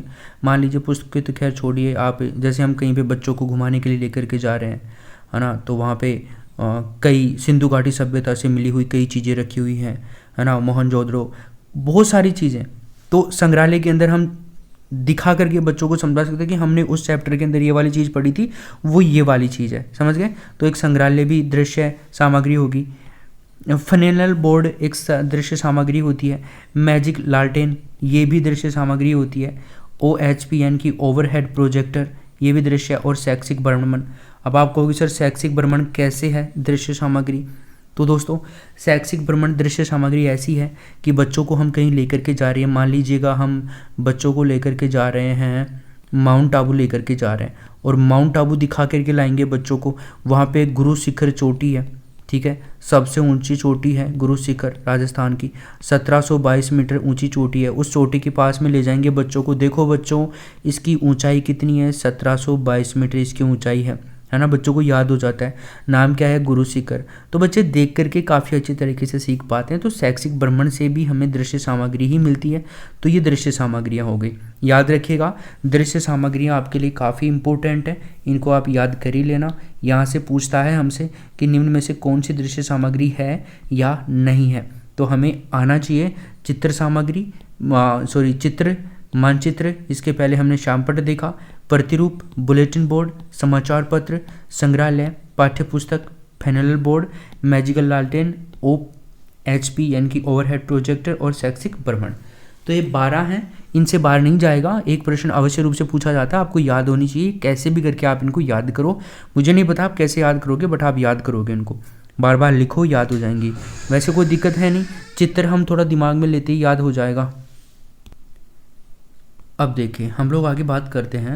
यहाँ से प्रश्न किस प्रकार से पूछेगा कि निम्न में से कौन सी सामग्री दृश्य है, श्रव्य है, या फिर दोनों है। समझ गए ना, कौन सी श्रव्य है, दृश्य है, या दोनों है। श्रव्य दृश्य तो बताया, तीसरा प्रकार मैंने आपको। तो इस प्रकार के क्वेश्चन यहाँ से बनते हैं, ये प्रश्न का टाइप है। आगे देखिएगा, हम देखते हैं श्रव्य सामग्री को। कौन सी सामग्री को, श्रव्य यानी कि सुनकर के जो बच्चे सीखते हैं वो वाली सामग्रियाँ। तो जिनको बच्चे सुन करके सीखते हैं या बच्चों को सुना करके सिखाया जाता है, सर्वाधिक सक्रिय कौन होता है? कान होता है। भाई हम कान से तो सुनते हैं, तो सक्रिय कान हो गया। दृश्य में सक्रिय आँख हो गई। अब देखिए यहाँ पे कौन कौन सी चीज़ें हैं। एक तो आकाशवाणी, रेडियो जिसको कहते हैं, बच्चे सुनते हैं, ठीक है, और सीखते हैं। इसके अलावा लाउड स्पीकर, ठीक है, स्पीकर को लाउड करके, क्लियर, लाउड स्पीकर भी एक श्रव्य सामग्री है। ग्रामोफोन, इसको सीतावाद्य भी कहा जाता है, आपने पढ़ा होगा कल्चर में। लिंग्वाफोन, इसको भाषा पंजिका भी कहा जाता है, कल्चर में पढ़ा होगा आप लोगों ने। टेप रिकॉर्डर और डिक्टाफोन, ये सारी चीज़ें क्या हैं? 6 हैं, इनको याद कर लीजिएगा। ये श्रव्य सामग्रियाँ हैं, ठीक है, श्रव्य सामग्रियाँ हैं। आजकल डिजिटल बोर्ड भी श्रव्य सामग्री में आता है, दृश्य भी है, श्रव्य भी है, दोनों ही है वो, है ना। तो वो भी आता है, वो भी आप ऐड कर सकते हैं इसके अंदर। अगर डिजिटल बोर्ड का नाम दे तो आप उसमें ले सकते हो, क्लियर। चलो, तो ये नाम याद रखिएगा, loudspeaker, Akashvani, gramophone, linguaphone, tape recorder और डिक्टाफोन।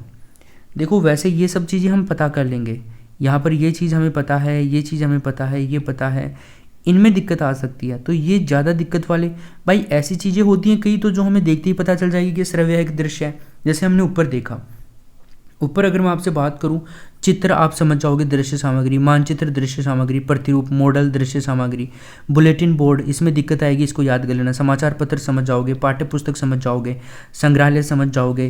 फेनेलर बोर्ड में प्रॉब्लम आएगी, दूसरा ये याद करना है। मैजिकल लालटेन में प्रॉब्लम आ सकती है, तीसरा, ये चौथा, और ये भी समझ जाओगे। 4 चीज़ें तो याद करनी है, बाकी तो आप ऑटोमेटिकली समझ जाओगे।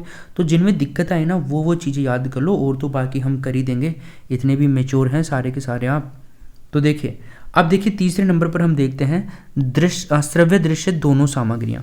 कौन सी देखते हैं? श्रव्य दृश्य दोनों सामग्रियाँ। तो देखिए, जब सुनकर व देख कर के बालक अधिगम करता है दोस्तों, तो वो क्या कहलाता है? श्रव्य दृश्य सामग्री कहलाता है।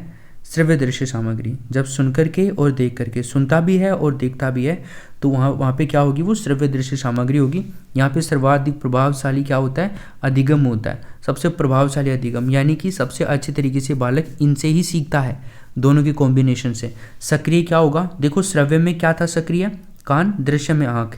तो देखो दोनों आ रही हैं, तो इसका मतलब आँख और कान दोनों सक्रिय होते हैं इसके अंदर, और बहुत इफेक्टिव होता है, अच्छे तरीके से सीखता है बालक। तो देखिए इनमें कौन कौन से होते हैं? एक तो क्षेत्र भ्रमण हो गया, दृश्य हो गया, और हम सुनते भी हैं। हमें टीचर बताते हैं कि बच्चा ये चीज़ ये है, ये चीज़ ये देखो, है ना, वो वाली, तो वो क्षेत्र भ्रमण होगी। दूरदर्शन जो हम देखते हैं और सुनते भी हैं उसको। संगणक, कंप्यूटर, ये भी दोनों काम में आता है, दिखाता भी है और सुनाता भी है। स्मार्टफोन जो आप अभी देख रहे हैं मेरे को, ये जो चीज़ें आपके सामने लिखी हुई इनको देख भी रहे हैं और मैं बोल रहा हूँ उसको सुन भी रहे हैं, तो स्मार्टफोन भी क्या हो गया? आपका श्रव्य दृश्य सामग्री होगी। चलचित्र, ये चलचित्र का मतलब आप वीडियो वगैरह जो हैं वो आप देख सकते हैं, तो वो देखते भी हैं और सुनते भी हैं, तो ये भी एक श्रव्य दृश्य सामग्रियाँ हो गई हैं। जैसे आजकल जो ये क्लासेज हैं, वीडियो लेक्चर्स हैं, ये चलचित्र तो हैं। चलो आगे देखिए, यहाँ से कुछ विशेष इंपॉर्टेंट बातें हैं वो भी देख लीजिए। पेस्टालॉजी के बारे में बात करते हो। पेस्टालॉजी ने शिक्षा व शिक्षण में पदार्थों के प्रत्यक्ष अनुभवों के ऊपर बल दिया है। अगर आपसे पूछा जाए कि निम्न में से किस मनोवैज्ञानिक ने शिक्षा और शिक्षण के पदार्थों पर प्रत्यक्ष रूप से जो अनुभव हैं इसके प्राप्त करने के, उनके ऊपर बल दिया है, तो किसने दिया है? पेस्टालॉजी ने दिया है। एक जे वेबर हैं, इनके अनुसार अगर हम बात करें तो इन्होंने कहा कि हमारे लगभग 40% सामान्य विचारधारा दृश्य अनुभूतियों पर ही, और 25% श्रव्य और 17% विचारधाराएं स्पर्श अनुभूतियों पर आधारित होती हैं। यानी कि इन्होंने क्या कहा है कि हम कैसे कैसे सीखते हैं, तो लगभग 40% तो सामान्य विचारधारा की हम बात करें, यानी कि दृश्य सामग्री जिसको कह सकते हैं, श्रव्य 25 और 17% विचारधाराओं के स्पर्श से। समझ गए भाई? लोगों की विचारधाराएं हम मान करके, जैसे गांधी जी ने क्या कहा था, हम स्पर्श कर रहे हैं ना उनके अनुभवों को, तो वैसे भी 17% तरीके से हम सीख सकते हैं। तो इनको डिवाइड कर दिया है 40%, 25 और 17% के अंदर। चलो जी आगे देखिए, शिक्षण विधियों की बात करते हैं। ये जो शिक्षण विधियां हैं, तो व्याकरण शिक्षण की अगर हम बात करें, यहाँ पे देख लीजिएगा, व्याकरण शिक्षण की अगर हम बात करें तो इसका उद्देश्य होता है भाषा ज्ञानम। व्याकरण शिक्षण का उद्देश्य क्या होता है दोस्तों? भाषा ज्ञानम, यानी कि भाषा का ज्ञान होता है। इसका उद्देश्य क्या होता है? भाषा का ज्ञान। क्लियर है सभी के? चलो फिर हम बात करते हैं यहाँ पे नाटक की। नाटक शिक्षण जो होता है दोस्तों, इसका उद्देश्य क्या होता है? संस्कार और चरित्र शिक्षणम। संस्कार और चरित्र शिक्षणम। नाटक का मतलब संस्कार सिखाता है और चरित्र का निर्माण करता है ये। तो ये नाटक शिक्षण हो गया। इनके बारे में एक एक के बारे में बात करेंगे डिटेल से अभी। ये मैं आपको स्टार्टिंग में बता रहा हूँ ताकि एक क्वेश्चन यहाँ से डायरेक्टली पूछ लिया जाता है तो वो हमें याद होना चाहिए। तो ये एक इंपॉर्टेंट चीज़ है। इधर शिक्षण बता दिए हैं मैंने, इधर इनके उद्देश्य हैं। एक अनुवाद की अगर हम बात करें तो अनुवाद का उद्देश्य क्या होता है? द्विभाषा ज्ञानम। द्विभाषा ज्ञानम कैसे? एक तो हम संस्कृत पढ़ रहे हैं दोस्तों, ठीक है, और एक संस्कृत में लिखी हुई चीज़ का हिंदी के अंदर हमें क्या करवा रहा है? अनुवाद करवा रहा है। समझ गए ना? तो दो भाषाओं का ज्ञान हो रहा है ना अपने को। हाँ, तो अनुवाद का उद्देश्य क्या है? द्विभाषा ज्ञानम। गद्य शिक्षण का उद्देश्य क्या होता है? ग्रहणम अभिव्यक्तिश्च। ग्रहण और अभिव्यक्ति दोनों इसका उद्देश्य होता है। पद्य शिक्षण का रसानुभूति, रस की अनुभूति, क्योंकि यहाँ पर नाटक वगैरह जो ग्रंथ हैं, जो इंटरेस्टिंग चीज़ें हैं वो इसमें ऐड करी जाती हैं। जैसे आप संस्कृत साहित्य पढ़ते हैं, हिंदी साहित्य पढ़ते हैं, उनमें जो जिन चैप्टर्स के अंदर आपको रसों की अनुभूति होती है वो सारे पद्य शिक्षण में ही आते हैं। समझ गए ना? तो ये 5 हैं: व्याकरण, नाटक, अनुवाद, गद्य और पद्य। क्लियर है? तो पद्य की रसानुभूति, गद्य की ग्रहणाभिव्यक्ति, अनुवाद की द्विभाषा ज्ञानम उद्देश्य है, नाटक का संस्कार चरित्र शिक्षणम और व्याकरण शिक्षण का उद्देश्य क्या है? भाषा ज्ञानम। यहाँ तक क्लियर है सभी के? अब आगे देखें, यहाँ पर हम हो गया काम और अब चलते हैं व्याकरण शिक्षण पर। एक एक को हम लोग डिटेल से पढ़ने वाले हैं। पहले व्याकरण शिक्षण पढ़ेंगे, फिर उसके बाद में अगला शिक्षण हम लोग पढ़ेंगे। मात्र दोस्तों कितने में? 279 में। सीटेट वाले भी इसको ले सकते हैं दोस्तों, सेकंड लेवल वाले। कंप्लीट मटेरियल वही है आपके भी जो रीट में है, बाकी अलग से भी आ रहा है सीटेट का मटेरियल, आप डाउनलोड कर लेना उसको। सीटेट का एक कोर्स भी डाला हुआ है जिसमें 15 मॉडल पेपर हैं और बहुत सारी अध्ययन सामग्री है। यूपी टेट वालों के लिए भी है दोस्तों और एस टेट वालों के लिए भी है। सब लोग इनको ज्वाइन कर लीजिएगा। अलग अलग आपके कोर्सेज बने हुए हैं, किसी का भी मिस नहीं होना चाहिए। ये बहुत इंपॉर्टेंट कोर्सेज है दोस्तों। इनसे आपको 120 से भी ज़्यादा मार्क्स आप लोग ला पाओगे अगर आप ये वाले कंटेंट सारे यूज करते हैं और इनको देखते हैं, अच्छे से पढ़ाई करते हैं। यहाँ पे 200 से भी ज़्यादा लाइव टेस्ट कंडक्ट कराएंगे, इनमें आपकी रैंक भी आएगी, बहुत सारे दोस्तों के साथ में आपका इंगेज होगा।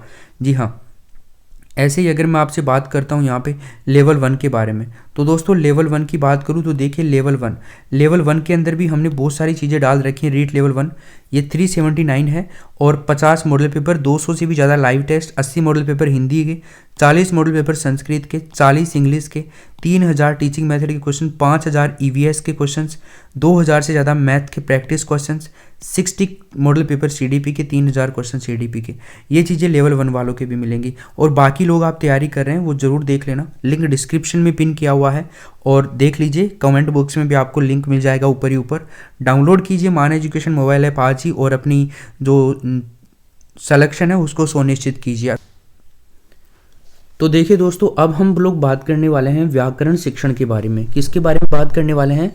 व्याकरण शिक्षण के बारे में। देखिए दोस्तों, ये बहुत ही ज़्यादा इंपॉर्टेंट है आपके हर एग्ज़ाम में, चाहे वो टीचिंग एग्ज़ाम का कोई भी लेवल का एग्ज़ाम हो, ये व्याकरण शिक्षण उसमें ज़रूर आता है।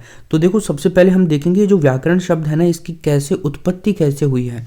तो देखिए दोस्तों, इसकी उत्पत्ति के लिए इसमें 2 तो उपसर्ग हैं व्याकरण शिक्षण के अंदर। मतलब व्याकरण जो शब्द है इसके अंदर 2 तो उपसर्ग हैं। ये देखिए, एक तो वी उपसर्ग है और एक आंग उपसर्ग है, क्योंकि ये संस्कृत में है ये उपसर्ग। दोस्तों, इसमें धातु कौन सी है? क्री धातु है इसके अंदर। कौन सी धातु है? क्री धातु है। और प्रत्यय पूछे तो इसके अंदर लुट प्रत्यय कर देंगे। इन सबसे मिलकर के दोस्तों क्या बनता है? व्याकरणम बनता है। तो वी और आंग तो इसमें दोस्तों 2 तो क्या है? उपसर्ग हैं। 2 तो उपसर्ग हैं। इसके अलावा एक धातु है, उस धातु का नाम है क्री। और प्रत्यय कौन सा है दोस्तों? प्रत्यय है आपका लुट प्रत्यय। क्लियर है सभी की? आई थिंक क्लियर होगा। चलो, अब मैं अगर आपसे बात करता हूं यहाँ पे नेक्स्ट, तो देखिए दोस्तों, व्याकरण शिक्षण का उद्देश्य हमसे डायरेक्टली पूछ लिया जाता है। हमसे एग्जामिनर कहता है कि बताइए व्याकरण शिक्षण का उद्देश्य क्या है। तो हम क्या करेंगे दोस्तों? भाषा ज्ञानम। भाषा का ज्ञान ही दोस्तों क्या है? व्याकरण शिक्षण का उद्देश्य है, ध्यान रखिएगा। तो व्याकरण शिक्षण का उद्देश्य क्या हो गया? भाषा ज्ञानम हो गया। फिर देखिए आगे जो हमारा महत्वपूर्ण बिंदु है वो ये है कि व्याकरण शिक्षण की सर्वश्रेष्ठ विधि के बारे में अगर हमसे पूछे तो दोस्तों ये क्वेश्चन तो अनगिनत बार एग्जाम में आ चुका है। कितनी बार दोस्तों? अनगिनत बार एग्जाम में आ चुका है। आगमन निगमन जो विधि है ना, ये व्याकरण शिक्षण की सर्वश्रेष्ठ विधि मानी जाती है। आगमन भी और निगमन भी। तो इसको आप व्याकरण शिक्षण को आनी से याद कर लेना। इसकी जो सर्वश्रेष्ठ विधि है वो है आनी। आ से आगमन और नी से निगमन याद कर लीजिए। अब देखिए दोस्तों, यहाँ पर व्याकरण शिक्षण की विधियों की बात करने वाले हैं हम लोग। किसकी बात करने वाले हैं? व्याकरण शिक्षण की जो विधियां हैं ना, इनके बारे में देखते हैं। देखो, यहाँ पर आपके लिए 5 विधियों की बात करी गई है। 5 विधियां, इनको याद करवाने की भी ट्रिक है दोस्तों। देखिए, एक तो परायण विधि, सूत्र विधि, व्याख्या विधि, अव्याकृत विधि और व्याकरण अनुवाद विधि। इन सब के बारे में हम बात करेंगे डिटेल से। देखो, इनको आप कैसे याद करेंगे। इसको आप SPA से याद करेंगे। देखिए कैसे याद करेंगे SPA से। संस्कृत पढ़े आला, हमारी भाषा में क्या बोलते हैं संस्कृत पढ़ने वाला को? संस्कृत पढ़े आला, संस्कृत पढ़े आला, SPA। तो दोस्तों S से तो क्या हो जाएगा आपका ये सूत्र विधि, P से आपका हो जाएगा दोस्तों परायण, और A से क्या हो जाएगा अव्याकृत विधि। बाकी व्याख्या और व्याकरण अनुवाद, व्याख्या विधि व्याख्या से हो जाएगा और व्याकरण विधि किससे हो जाएगा? व्याकरण अनुवाद विधि। तो व्याकरण अनुवाद, व्याख्या, व्याकरण अनुवाद। देखो व्याकरण की बात कर रहा है, व्याकरण की विधियां हैं। तो देखो किसकी विधियां हैं? ये व्याकरण की विधियां हैं, व्याकरण शिक्षण की विधियां हैं। अब व्याकरण किससे शुरू हो रहा है? व्या से शुरू हो रहा है, वह और या से शुरू हो रहा है। तो देखो इसके अंदर 2 हैं ऐसे, वह और या और वह और या, ठीक है ना। तो व्याख्या और व्याकरण, इनको 2 को ऐसे याद कर लीजिए आप, बाकी 3 को ऐसे याद कर लीजिएगा। क्लियर है? तो परायण, सूत्र, व्याख्या, अव्याकृत और व्याकरण अनुवाद विधि आपको याद होनी चाहिए। इनके बारे में हम डिटेल से बात करने वाले हैं अभी। तो कौन कौन सी है दोस्तों? परायण, सूत्र, व्याख्या, इसके अलावा अव्याकृत और इसके अलावा फिर से व्याख्या। तो ठीक है, ये आप इनको याद कर लीजिएगा। अब देखिए, अब हम आगे चलते हैं, नवीन विधियों के बारे में बात करते हैं। दोस्तों नवीन विधियां कौन कौन सी हैं व्याकरण शिक्षण की? अगर हमसे पूछ ले तो हम क्या बताएंगे? तो मेरे दोस्तों नवीन विधि है आगमन निगमन विधि। कौन सी विधि है? आगमन निगमन विधि। ये व्याकरण शिक्षण की सबसे सर्वश्रेष्ठ विधि भी है, हमने अभी बात करी है। और दूसरी है समवाय विधि। दूसरी कौन सी है दोस्तों? समवाय। ये प्रश्न पूछेगा निम्न में से कौन सी व्याकरण शिक्षण की नवीन विधि नहीं है, इस तरह के क्वेश्चन आएंगे यहाँ से। तो याद करना, आगमन निगमन और समवाय। जो आगमन निगमन सर्वश्रेष्ठ है वो नवीन विधि है। क्लियर है? चलो आगे देखिए, क्योंकि नवीन चीज ही सर्वश्रेष्ठ होती है। कोई कंपनी मोबाइल लॉन्च करती है, वो अपना जब भी मोबाइल लॉन्च करती है तब सर्वश्रेष्ठ बताती है। तो व्याकरण शिक्षण ने भी नई विधि लॉन्च करी और उसको सर्वश्रेष्ठ बता रहा है। आगमन निगमन विधि एक समवाय विधि है, वो भी नवीन है। आगे देखिए, परायण विधि की बात करते हैं। नंबर 1 से करते हैं परायण विधि। दोस्तों ये जो विधि शुरुआत करी गई ना, वो करी गई थी पाणिनि के टाइम पीरियड में। किसके टाइम पीरियड में शुरुआत करी गई थी दोस्तों? पाणिनि के टाइम पीरियड में ये कहाँ पर आई थी? प्रचलन में आई थी। दोस्तों यहाँ पर वैदिक मंत्रों का सस्वर पाठ परायण कहलाता है। देखो परायण क्या कहलाता है? जो वैदिक मंत्र होते हैं ना, वैदिक मंत्र, इनका सस्वर पाठ करना, सस्वर मतलब उच्चारण के साथ में पाठ करना ही क्या कहलाता है? परायण कहलाता है। अब देखो पहले गुरु बोलता था, उसके बाद में जो शिष्य हुआ करते थे वो भी बोलते थे, यानी कि वो क्या होता था दोस्तों? परायण कहलाता था। पहले परायण विधि होती थी। इसके ऊपर मुख्य बल किसके ऊपर दिया जाता था दोस्तों? समझाने के ऊपर नहीं दिया जाता था, कंठस्थीकरण पर, रटने पर। जो चीजें होती थी उनको रटने पर बल दिया जाता था। अब मेरे को आप बताइए, ये विधि जो रटने पर बल देती है, जो भी विधि, यही नहीं कोई भी विधि मान लो जो रटने पर बल दे रही है दोस्तों, वो विधि सही रहती है क्या बच्चे के लिए? नहीं रहती ना। वो अमनोवैज्ञानिक विधि होती है, अमनोवैज्ञानिक विधि होती है वो। तो अमनोवैज्ञानिक विधि है दोस्तों ये। मनोवैज्ञानिक तो वो होती है जो समझाने पर बल देती है, ठीक है ना, समझ पर बल देती है। तो ये तो कंठस्थीकरण पर बल देती है। प्राचीन विधियां ज्यादातर कंठस्थीकरण पर ही बल देती थी। एक देखिए, ये प्राचीन में आएगी पंचक अध्ययन विधि, पंचक अध्ययन, मुख्य बल, पंचवार, पंच, एक नयिक और द्वैनयिक, त्रैनयिक, इस विधि की शब्दावलियां हैं। अगर दोस्तों आपको पूछे कि निम्न में से ये शब्दावलियां किस विधि की हैं, ऐसे क्वेश्चन पूछे और वो क्वेश्चन में आपको देगा पंचवार, पंच, एक नयिक, द्वैनयिक, त्रैनयिक। देखो नयिक याद करना है आपको, नयिक, और नयिक के आगे 1 2 3 लगाना है, ठीक है ना, ये आपको याद करना है। इसके अलावा पंचवार और पंच ऐसे याद हो जाएगा, ठीक है। तो ये क्या है दोस्तों, इस विधि की शब्दावलियां हैं। इस विधि में मुख्य रूप से इनके ऊपर बल दिया गया, ये वाले शब्द बोले जाते थे। द्वैनिक, 2 बार बोलने वाले, फिर 3 बार रिपीट करने वाली चीज़ें, 5 बार रिपीट करने वाली चीज़ें, वो वाला है। रटने की चीज़ें हैं तो बार बार रिपीट करना पड़ेगा। तो ये चीज़ आप याद रखिए कि 2 बार, 4 बार, 5 बार, 1 बार रटने के ऊपर बल देती है। और ये दोस्तों क्या है, अमनोवैज्ञानिक विधि है, ये बिल्कुल भी मनोवैज्ञानिक विधि नहीं है। अगला प्रश्न देखिए दोस्तों, सूत्र विधि की मैं बात करता हूँ दोस्तों। सूत्र विधि ये है आपकी क्या, सूत्र विधि। यहाँ पर सूत्र विधि को बताने से पहले मैं आपको बताना चाहूँगा, डिस्क्रिप्शन के अंदर दोस्तों मान एजुकेशन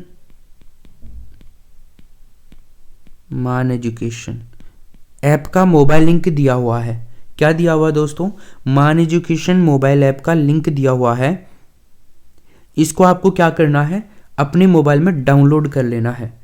दोस्तों यहाँ पर आप अपनी एग्जाम में 120 नंबर कैसे लाओगे, 120 नंबर से भी ज़्यादा आप कैसे लाओगे, इसके लिए एक कैप्सूल कोर्स डाला हुआ है दोस्तों। क्या डाला हुआ है, एक कैप्सूल कोर्स डाला हुआ है। उसको क्या करना है, आपको खा जाना है उस कैप्सूल को, उसको बाई करके खा जाना है। उसमें दोस्तों गारंटी के साथ में इतना सारा अच्छा मटेरियल डाल रखा है हमने। एक बार आप चेकआउट करोगे वहाँ पे 279 वाला एक कोर्स है दोस्तों, वहाँ पे वो देखिएगा, उसको ज़रूर से आपको देखना है। ये मैं बात कर रहा हूँ जो रीट एग्ज़ाम SST वाले हैं उनकी बात कर रहा हूँ, सेकंड लेवल वालों के लिए, ठीक है। और फर्स्ट लेवल वालों के लिए भी वहीं पर डाला हुआ है 379। क्लियर। बाकी UP TET, C TET, S TET और MP वर्ग 3, TGT, इनके लिए जल्दी ही कोर्सेज लॉन्च हो जाएंगे, हम कोशिश कर रहे हैं। और वहाँ पर दोस्तों एक कोर्स और है 660 रुपये के आसपास। इसमें संपूर्ण पेडागोजी के आपको वीडियो लेक्चर्स मिलेंगे, वीडियो लेक्चर्स। और यहाँ पर क्या मिलने वाला है आपको, यहाँ पर टोटल 50 तो मॉडल पेपर मिलेंगे एग्जाम के लिए, आपके के लिए 80 मॉडल पेपर हिंदी लैंग्वेज के, 40 मॉडल पेपर संस्कृत लैंग्वेज के, 200 से भी ज़्यादा लाइव टेस्ट मिलेंगे दोस्तों आपको। यहाँ पर लाइव टेस्ट हम डेली कंडक्ट करवाते हैं यहाँ पर, इनको आप ध्यान में रखिएगा। तो ये आपके लिए दोस्तों औषधि है जो आपको रीट एग्ज़ाम पास करने में और अच्छे अंक अर्जित करने में बहुत काम आने वाली है। डिस्क्रिप्शन में लिंक है, या डायरेक्ट प्ले स्टोर पर जाकर के मान एजुकेशन का मोबाइल ऐप जरूर डाउनलोड कर लेना। ये मैं वीडियो के बीच में इसलिए बता रहा हूँ क्योंकि आप अगर वीडियो को देखते हुए इतनी दूर तक आए हैं तो मेरे दोस्तों मैं समझ सकता हूँ आप में पढ़ने की ललक है, आप पढ़ रहे हैं और आप सिलेक्शन लेना चाहते हैं, तो आपको ये बिल्कुल मिस नहीं करना चाहिए। और दोस्तों अगर आपको फिर भी नहीं समझ में आ रहा है कि ये कैसे क्या लेना है हमें, तो मैं आपको एक मोबाइल नंबर दे देता हूँ। इस मोबाइल पर आप मुझे डायरेक्ट कांटेक्ट कर सकते हैं, मैं आपको सब कुछ समझा दूंगा, डोंट वेरी। मोबाइल नंबर लिख लीजिए आप लोग यहाँ पर 9929996527। हालांकि मैं डेली वीडियोज़ में बोलता हूँ आपको कैसे क्या लेना है, लेकिन फिर भी आप लोग यहाँ पर इस नंबर पर कॉन्टैक्ट कर सकते हैं, मैं आपको बता दूंगा, ठीक है। चलो अब देखो, अब हम बात करते हैं सूत्र विधि की। सूत्र विधि देखिए दोस्तों, आप सोच सकते हैं हम फ्री में इतना अच्छा सब कुछ दे सकते हैं, तो फिर आपसे केवल मामूली सा ये लेकर के, क्योंकि ये इसलिए ले रहे हैं ताकि आप पढ़ें, थोड़ा ऐसे लगे कि यार हमारे पैसे लगे, हमें पढ़ना जरूरी है। इनके प्रिंट आउट भी निकलवा सकते हो यहाँ पे आप लोग।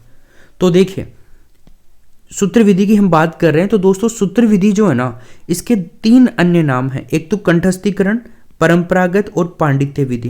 दोस्तों नाम से ही हमारे को पता चल रहा है सूत्र विधि है, तो सूत्र तो किससे याद होते हैं, रटने से ही याद होते हैं ना। तो एक तो ऐसे याद कर लो, कंठस्थीकरण पर है। सूत्र विधि दोस्तों प्राचीन वेदों में भी काम आते थे सूत्र। पाणिनि ने जो ग्रंथ लिखे, बड़े बड़े लोगों ने ग्रंथ लिखे, गीता लिखी हुई है, उसमें भी बहुत सारे सूत्र हैं।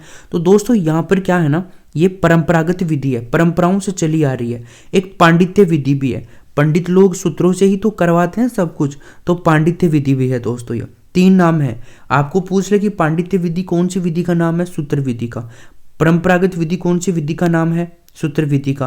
कंठस्थीकरण कौन सी विधि का नाम है, सूत्र विधि का। ऐसे इनको याद कर लोगे। आगे देखिए मेरे दोस्तों, इस विधि नियम को सूत्रों के माध्यम से पढ़ाया जाता है। इस विधि को नियमों को सूत्रों के माध्यम से, इस विधि के जो नियम होते हैं ना, उनको सूत्रों के माध्यम से पढ़ाया जाता है दोस्तों। किसके माध्यम से पढ़ाया जाता है, सूत्रों के माध्यम से पढ़ाया जाता है। ये दोस्तों एक अमनोवैज्ञानिक विधि है, क्योंकि जो विधि रटने पर बल देती है वो अमनोवैज्ञानिक विधि ही होती है। यह विधि सामान्य से विशेष की ओर देखिए दोस्तों, ये बहुत इंपॉर्टेंट है। जो अपनी ये विधि है सूत्र विधि, तो देखो सूत्र विधि किस ओर से किस ओर है। देखो सूत्र किससे शुरू हो रहा है, से से शुरू हो रहा है, तो ये से शुरू होगी, यानी कि सामान्य से विशेष की ओर, सामान्य से विशेष की ओर काम करती है। तो ये इसका फॉर्मूला है, याद रखना, सामान्य से विशेष की ओर।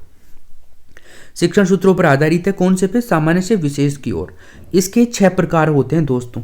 6 प्रकार कौन कौन से होते हैं, इन प्रकारों को एक बार आप संज्ञान में रखिए, याद रखिएगा। तो दोस्तों एक तो है आपका प्रकार यहाँ पर संज्ञा सूत्र। क्या है दोस्तों, संज्ञा सूत्र, परिभाषा सूत्रम, विधि सूत्रम, नियम सूत्रम, अतिदेश सूत्रम और अधिकार सूत्रम। ठीक है, इनके लिए मैंने ट्रिक तो नहीं बनाई है, लेकिन अगर मैं बनाना चाहूँ दोस्तों तो हम यहाँ पर कर सकते हैं ए विष, ए विष, ये हो गई।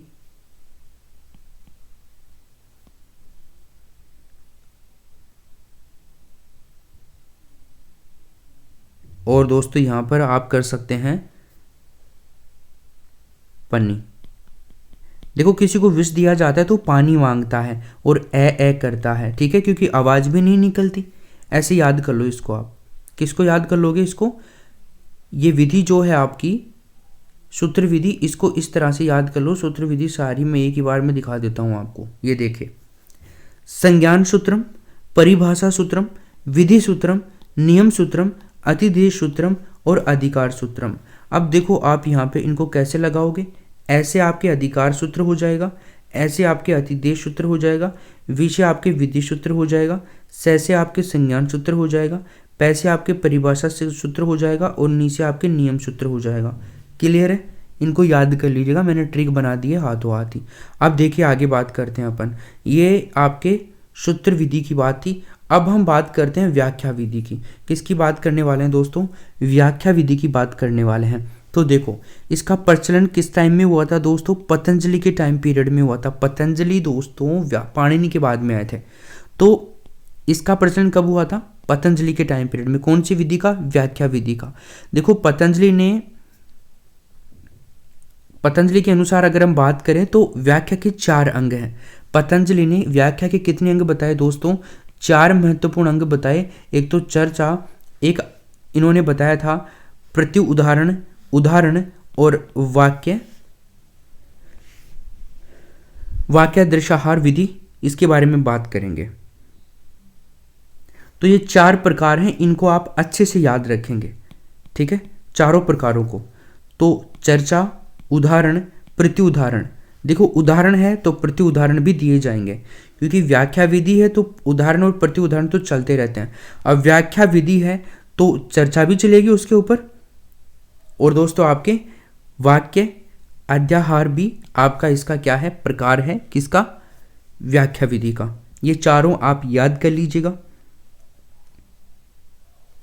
ठीक है। आगे देखिए, अब हम बात करते हैं शिक्षक को सर्वाधिक भूमिका में रखती है। ये शिक्षक को सर्वाधिक भूमिका में कैसे, क्योंकि दोस्तों व्याख्या जो शिक्षण होता है ना, इसके अंदर विद्यार्थियों का, बच्चों का कोई रोल नहीं होता है। सारे काम किसको करने पड़ते हैं दोस्तों, जो टीचर होता है ना, उसी को सारे काम करने पड़ते हैं, ठीक है।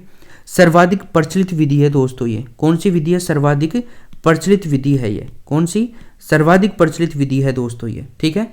और ये अमनोवैज्ञानिक विधि है। अब देखो व्याख्या विधि है तो ये अमनोवैज्ञानिक विधि है, इसको भी याद रखिएगा।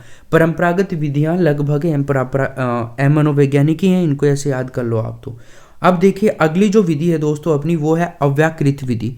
कौन सी विधि है, अव्याकृत विधि। देखो इसका जो दूसरा नाम है ना, वो क्या है, भाषा संसर्ग विधि। क्या है दोस्तों, अव्याकृत विधि का दूसरा नाम क्या है, भाषा संसर्ग विधि भी इसको कहा जाता है, ठीक है।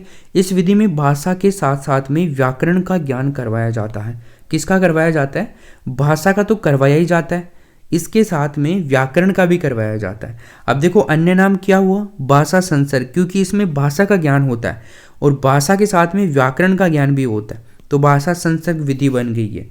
भाषा संसर्ग विधि कहा जाता है अव्याकृत विधि को। इसमें क्या किया जाता है दोस्तों, व्याकरण के साथ साथ में, भाषा के साथ साथ में व्याकरण का ज्ञान भी दिया जाता है। सरल व्याकरण तथा अनुकरण द्वारा शिक्षण करवाया जाता है। सरल व्याकरण के द्वारा शिक्षण करवाया जाता है ताकि बच्चे अच्छे से सीख पाएं, और अनुकरण इसलिए करवाया जाता है ताकि बच्चे चीज़ों को याद कर पाएं, अपनी स्मृति में रख पाएं। क्लियर है? आगे देखें, व्याकरण अनुवाद विधि। दोस्तों 5वें नंबर की जो अपनी विधि है ना, वो है व्याकरण अनुवाद विधि। तो देखिए दोस्तों, व्याकरण अनुवाद विधि की अगर मैं बात करूँ आपसे, तो इसका जो अन्य नाम है ना, वो है भंडारकर विधि। क्या है मेरे दोस्तों अन्य नाम?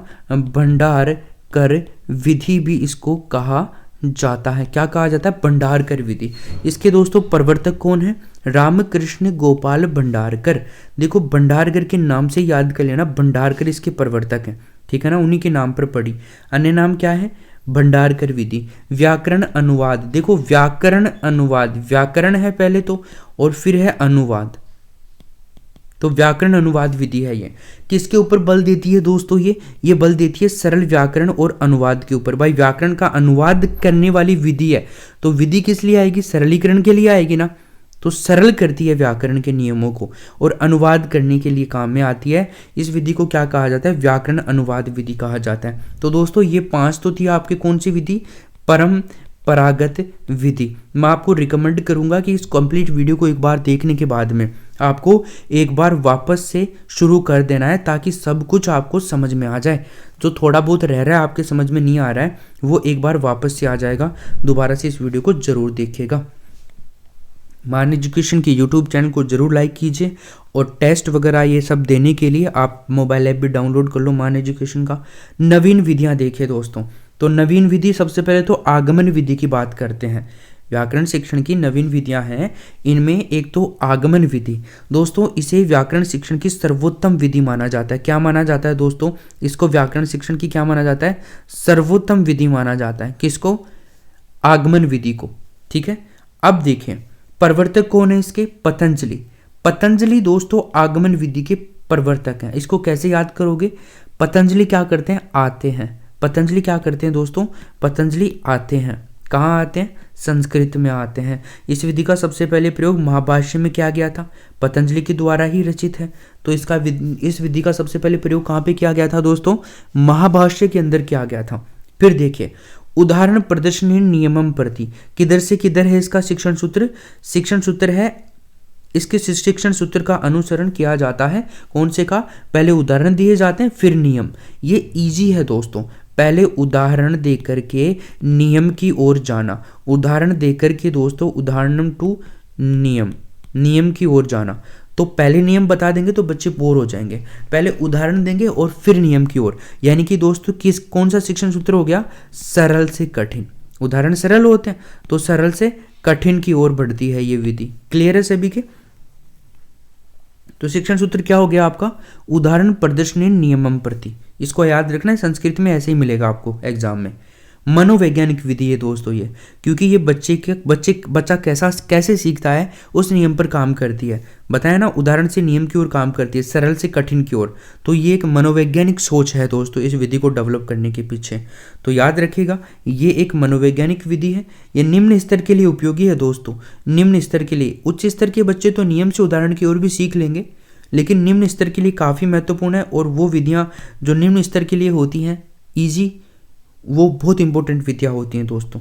आगे देखिए इस विधि के बारे में और भी बहुत सारी चीज़ें हैं, जैसे ये उदाहरण से नियम की ओर तो चलती है, अभी हमने देखा ज्ञात से अज्ञात की ओर। दोस्तों उदाहरण कौन बताएगा? जो हमारे को पहले से कुछ आता है उसी चीज़ का एग्जाम्पल देंगे ना, तो वो चीज़ हमें ज्ञात थी, अब ज्ञात से किस ओर जाती है? अज्ञात की ओर। नियम अज्ञात है लेकिन उदाहरण ज्ञात है, तो टीचर कौन से एग्जाम्पल देगा? उदाहरण कौन से देगा? जो बच्चों को आते हों, उसी से सीख पाएगा बच्चा अच्छे से। तो ज्ञात से अज्ञात होगी, सरल से कठिन तो है ही है, तो मनोवैज्ञानिक विधि भी है ये, इसलिए तो सरल से कठिन भी है, उदाहरण सरल होते हैं। फिर इसके बाद में विशिष्ट से सामान्य है दोस्तों। ये विशिष्ट, भाई उदाहरणों को विशिष्ट तरीके से पेश किया जाता है और विशिष्ट होते हैं उदाहरण, तो इसलिए विशिष्ट से सामान्य की ओर विधि है। लक्ष्य और लक्षण, लक्ष्य से लक्षण की ओर और स्थूल से सूक्ष्म की ओर। तो ये आपको यहाँ पर 6 चीज़ें याद रखनी है इस विधि के बारे में। यहाँ से क्वेश्चन आते रहते हैं बार बार में, इनको याद कर लीजिए, ठीक है ना? यस, नियम क्या था अपना? लक्ष्य था कि नियम को समझाना है, तो नियम को समझाने के लिए लक्ष्य बनाया हमने और फिर लक्षण की तरफ गए, नियम के लक्षणों की तरफ। ठीक है, स्थूल से सूक्ष्म की ओर चलेंगे। देखिए दोस्तों आगे हम बात करते हैं इसमें आदि शिक्षण सूत्रों पर आधारित होती है। ये आदि शिक्षण सूत्र मतलब पुराने, ये सभी शुद्ध शिक्षण सूत्र हैं, ठीक है ना। यस, सारे के सारे जो भी शिक्षण सूत्र हमने देखे ये 6 के 6, इनको आपको याद करना है। ये तो आगमन थी दोस्तों। अब हम बात करते हैं निगमन विधि की। देखो आगमन विधि तो मनोवैज्ञानिक है, लेकिन दोस्तों निगमन विधि की अगर बात करते हैं ना तो ये विधि है अमनोवैज्ञानिक। क्या है मेरे दोस्तों? अमनोवैज्ञानिक विधि है ये। कौन सी है अमनोवैज्ञानिक विधि? निगमन विधि, ठीक है। आगमन विधि से विपरीत काम है पूरा का पूरा। शिक्षण सूत्रों को उल्टा कर दो। देखो कैसे, आगमन विधि में आपने सूत्र याद कर लिए ना, तो निगमन विधि अपने आप ही याद हो जाएगी। देखो एक के साथ एक बोनस मिल रहा है, तो आपको क्या करना है? बिल्कुल उल्टा करना है। ये मनोवैज्ञानिक थी, है ना, अब वो क्या है? अमनोवैज्ञानिक है। यहां पर भी उल्टा हो गया। देखो ये जो शिक्षण सूत्र है आपका आगमन विधि वाला, ये तो निगमन विधि का उल्टा करना है, या फिर आगमन को उल्टा कर दो निगमन बन जाएगी, निगमन को उल्टा कर दो आगमन बन जाएगी। क्लियर है सभी के? ये मनोवैज्ञानिक विधि है, वो क्या है दोस्तों? अमनोवैज्ञानिक विधि है। तो देखो उल्टा कर दो शिक्षण सूत्रों को, तो निगमन किधर चलेगी? नियम से उदाहरण की ओर। देखो याद कैसे करना है आपको? निगमन विधि नी से शुरू हो रही है, तो वहां पे क्या होगा शिक्षण सूत्र? नियम से उदाहरण की ओर। ये भी नी से शुरू हो रहा है, तो नियम से उदाहरण की ओर। अब नियम कैसे होते हैं? अज्ञात होते हैं, तो अज्ञात से ज्ञात की ओर, कठिन से सरल की ओर, सामान्य से विशिष्ट की ओर, लक्षण से लक्ष्य की ओर, और सूक्ष्म से स्थूल की ओर। क्लियर है सबके? बिल्कुल उल्टा करना है। कोई सी भी एक विधि याद कर लो और दूसरा में उसका उल्टा कर देना, अब तो काम ही खत्म हो जाएगा। सबके सही है? चलो आगे देखिए। अब तो ये होगी आपकी निगमन विधि। ये अमनोवैज्ञानिक है क्योंकि सीखने पर अच्छे से काम नहीं कर रही है बच्चे के। अब हम बात करते हैं तीसरे नंबर पे समवाय विधि। कौन सी दोस्तों? समवाय विधि। समवाय विधि, देखिए समवाय विधि, तो दोस्तों अन्य नाम क्या है इसका? इसका अन्य नाम है सहयोग विधि।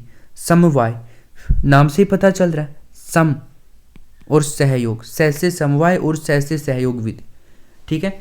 इस विधि में व्याकरण का अध्ययन ना करके केवल प्रसंग पर ही ज्यादा गौर करवाया जाता है। प्रसंग जब आता है तो उसका ही ज्ञान करवाया जाता है, यानी कि व्याकरण का अध्ययन नहीं करवाया जाता है इसमें ज़्यादा। जब व्याकरण का प्रसंग आए ना तभी कुछ गौर करवाया जाता है, व्याकरण का प्रसंग आने पर ही गौर करवाया जाता है। ये व्याकरण की समवाय विधि है। आगे देखें, हम बात करते हैं नाटक शिक्षण। शिक्षण की बात करते हैं तो दोस्तों शिक्षण में दोस्तों आपका जो आता है सबसे पहले वो आता है नाटक शिक्षण। देखो अब ये जो नाटक शिक्षण है, इस नाटक शिक्षण का मूल उद्देश्य क्या है? संस्कार और चरित्र शिक्षण। हमें डायरेक्टली सीधा सीधा क्वेश्चन पूछेगा दोस्तों कि बता दीजिए भैया नाटक शिक्षण का उद्देश्य क्या है? नाटक शिक्षण का उद्देश्य क्या है? यस, तो दोस्तों नाटक शिक्षण का जो उद्देश्य है वो है संस्कार और चरित्र शिक्षणम। जी हाँ, आगे देखिए संस्कृत की नट धातु से बना है। किससे बना है दोस्तों? संस्कृत की नट धातु से ये बना है। नाटक किससे बना है? संस्कृत की नट धातु से। अब देखो यहाँ पर नाटक जो है ये 4 प्रकार का होता है। अभिनय के 4 प्रकार होते हैं, नाटक के 4 प्रकार होते हैं। कौन कौन से होते हैं? कायिक, वाचिक, सात्विक और आहार्य। इसको कैसे याद कर सकते हैं आप? का वा सा, कवासा, कवासा से याद कर लो आप। कैसे? कायिक हो जाएगा, ठीक है, वा से वाचिक हो जाएगा, स से सात्विक हो जाएगा, आ से आहार्य हो जाएगा। क्लियर है? तो नाटक शिक्षण के कितने प्रकार होते हैं दोस्तों? 4 प्रकार, कायिक, वाचिक, सात्विक और आहार्य। देखो यहां से एग्जामिनर को क्वेश्चन बनाने में ज्यादा दिक्कत नहीं आएगी, ऐसे क्वेश्चन उठाता है वो डायरेक्ट। अब यहाँ पर क्या पूछेगा? निम्न में से कौन सा नाटक शिक्षण का प्रकार नहीं है? सिंपल, काम खत्म उसका भी, और ऑप्शन भी ज़्यादा देखने की जरूरत नहीं पड़ेगी, उसको बनाने में जोर नहीं आएगा, डायरेक्टली बना देगा। 3 ऑप्शन दे देगा, एक अलग दे देगा। नाट्य शिक्षण की आत्मा अभिनय को कहा जाता है दोस्तों। क्या मेरे दोस्तों? जो नाट्य शिक्षण है इसकी आत्मा किसको कहा जाता है? अभिनय को। अभिनय तो आप सब समझते हैं, अभिनय रोल आपने भी किया होगा। भरत मुनि का नाम आप सबने सुना होगा। तो भरत मुनि के अनुसार नाट्य शास्त्र के 3 उद्देश्य हैं। कितने उद्देश्य हैं दोस्तों? भरत मुनि ने नाट्य शास्त्र के 3 उद्देश्य बताए। कौन कौन से? हितोपदेश ज्ञानम, हितोपदेश जनम और विभ्रांति जननम, विनोद जननम। कितने? 3। हितोपदेश, विभ्रांति और विनोद। भरत मुनि के अनुसार नाट्य शास्त्र के 3 उद्देश्य आपको सिंपल से याद करने हैं। हितोपदेश याद कर लो, विभ्रांति याद कर लो, विनोद याद कर लो, है ना। तो विनोद के हित में क्या होती है? विभ्रांति होती है। विनोद के हित में, विनोद के हित में क्या होता है दोस्तों? विभ्रांति, विभ्रांति होती है विनोद के हित में। ऐसे याद कर लोगे आप लोग इसको। क्लियर है सबके? चलो आगे देखें। नाट्य शिक्षण की विधियों के बारे में बात करते हैं दोस्तों। आदर्श नाट्य, अभिनय नाट्य, व्याख्या नाट्य और समवायी नाट्य। देखिए आदर्श नाट्य ये क्या है दोस्तों? नाट्य शिक्षण की विधियां हैं। फिर दूसरी आती है अभिनय नाट्य, फिर आती है व्याख्या नाट्य और फिर आती है समवाय विधि, यानी कि विधियां हैं ये सारी नाटक शिक्षण की। तो आदर्श नाट्य विधि, अभिनय नाट्य विधि, व्याख्या नाट्य विधि और समवाय नाट्य विधि। नाट्य आप लगाओ तो ठीक है, अदरवाइज कोई दिक्कत नहीं है। आदर्श नाट्य, अभिनय विधि, व्याख्या विधि और समवाय विधि। तो नाटक शिक्षण की ये 4 विधियां हैं, इनको आप याद करोगे। तो इसको कैसे याद कर सकते हैं आप लोग? इसको याद कर सकते हैं, व्यास तो आप में से बहुत से होंगे, है ना। तो व्यास आभिजा, व्यास आभिजा, व्यास आभिजा। व्यास से क्या हो जाएगा? व्याख्या विधि, स से क्या हो जाएगा? समवाय विधि, आ से क्या हो जाएगा? आदर्श नाट्य और भी से क्या हो जाएगा? अभिनय विधि। क्लियर है सबके? जी हाँ। तो देखिए आगे हम बात करते हैं, यहाँ पे नाट्य शिक्षण की विधियों की बात हो गई है। अब हम बात करते हैं आदर्श नाट्य विधि। कौन सी विधि दोस्तों? आदर्श नाट्य विधि। तो देखिए नंबर 1 पे देखते हैं आदर्श नाट्य विधि क्या कहती है हमारे को। तो इस विधि में समस्त पात्रों की भूमिका शिक्षक ही करता है। जो भी पात्र बनते हैं ना दोस्तों, तो सभी पात्रों की भूमिका कौन निभाता है? इसमें शिक्षक ही करता है, यानी कि शिक्षक का ही ओवरऑल रोल होता है, छात्र का नहीं होता है। छात्र केवल नीरसता महसूस करते हैं इसके अंदर, आदर्श नाट्य विधि में। तो आपको पूछ सकता है छात्र होते हैं सक्रिय या असक्रिय? तो असक्रिय होते हैं छात्र यहाँ पर। एम मनोवैज्ञानिक विधि है भाई, छात्रों को नीरसता दे रही है तो वो एम मनोवैज्ञानिक विधि है। आप तो सिंपल सा याद रखना मनोवैज्ञानिक एम मनोवैज्ञानिक के फंडे को। तो जो छात्रों के हित में हो मनोवैज्ञानिक, और जो नहीं है वो एम मनोवैज्ञानिक विधि। अभिनय विधि की बात करते हैं। 2 प्रकार का होता है अभिनय। देखो एक तो कक्षा अभिनय होता है, एक रंगमंच अभिनय होता है। कक्षा के अंदर क्या होता है? 2-4 छात्रों को खड़ा करके अभिनय करवाया जाता है कि आप ऐसे बोलो, कुछ गाओ, कुछ नाचो। रंगमंच के ऊपर जाकर के अभिनय करना, ये खर्चीली विधि होती है, ठीक है। ये ज़्यादा खर्चीली नहीं होती, इसमें खर्चा नहीं होता। चलो तो देखिए कक्षा अभिनय विधि की देखते हैं। अध्यापक द्वारा छात्रों से अभिनय की अलग अलग भूमिकाएं देकर के करवाया जाता है कि बच्चे आप ऐसे करो, आप ऐसे करो, आप इसके ऊपर गाना गाओ, या फिर आप ऐसे ऐसे करो हाथ पैरों को, है ना, ऐसे नाटक करो। तो मनोवैज्ञानिक और उद्देश्यपूर्ण विधि है ये कक्षा अभिनय विधि, है ना, और प्राथमिक स्तर के लिए सर्वश्रेष्ठ है क्योंकि सीख सकते हैं बालक इससे, और सीखते हैं, हर स्कूल में ये काम आती है। आप भी ऐसे ही करवाओगे। फिर हम बात करें रंगमंच अभिनय विधि की, तो इसका नाम क्या है दोस्तों? व्ययकारी और खर्चीली विधि। मैंने आपको पहले बता दिया, इसमें व्यय और खर्चा ज़्यादा होता है, तो रंगमंच अभिनय विधि खर्चीली विधि होती है। नाटक शिक्षण की लेकिन सर्वोत्तम विधि मानी जाती है दोस्तों। ये क्या मानी जाती है? नाटक शिक्षण की सर्वोत्तम विधि है दोस्तों, ये सर्वोत्तम विधि है नाटक शिक्षण की। इस विधि में सभी नाटकों को रंगमंच पर प्रस्तुत किया जाता है। किस पर प्रस्तुत किया जाता है दोस्तों? रंगमंच पर प्रस्तुत किया जाता है इस विधि के द्वारा। ठीक, क्लियर है सबके? याद हो जाएगा? यस। आगे देखिए व्याख्या विधि की हम बात करते हैं। यहाँ पे किसकी बात करते हैं दोस्तों? व्याख्या विधि की। तो सर्व प्रचलित व सभी शिक्षण के लिए उपयोगी है ये, ठीक है ना। व्याख्या विधि क्या है दोस्तों? सबसे ज़्यादा प्रचलित है और सभी शिक्षणों में उपयोगी है, उच्च स्तर के लिए उपयोगी है ये, मनोवैज्ञानिक विधि है ये, ठीक है। उच्च स्तर के लिए उपयोगी है व्याख्या विधि, क्योंकि निम्न स्तर के लिए व्याख्या विधि उपयोगी नहीं है। बच्चे नहीं सीख पाएंगे व्याख्या से, वो तो अभिनय वगैरह करके सीख पाएंगे, अपने हिसाब से सीख पाएंगे। मनोवैज्ञानिक विधि है, पहले भी देख लिया हमने व्याख्या विधि के बारे में, मनोवैज्ञानिक विधि है। अब देखो हम बात करते हैं चौथे नंबर पर समवाय विधि की। किसकी बात करते हैं? समवाय विधि की बात करते हैं दोस्तों। तो इसका जो अन्य नाम है ना वो क्या है? प्रयोग विधि और संयुक्त विधि। दो नाम है इसके, कौन कौन से? एक तो प्रयोग विधि है और एक संयुक्त विधि है। किसके? समवाय विधि के। देखो इस विधि में सबसे पहले आदर्श वाचन और फिर कक्षा अभिनय व बाद में व्याख्या की जाती है दोस्तों। इस विधि में क्या होता है? सबसे पहले आदर्श वाचन करवाया जाता है और फिर कक्षा अभिनय और फिर उसके बाद में व्याख्या। तो व्याख्या तीसरे नंबर पर आती है। पहले नंबर पर आदर्श वाचन, दूसरे नंबर पर कक्षा अभिनय और तीसरे नंबर पर आपके व्याख्या।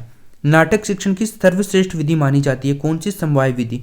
अगर आपको पूछे कि नाटक शिक्षण की सर्वश्रेष्ठ विधि कौन सी है तो क्या बताओगे? समवाय विधि बताओगे आप लोग, ठीक है ना? क्या बताओगे?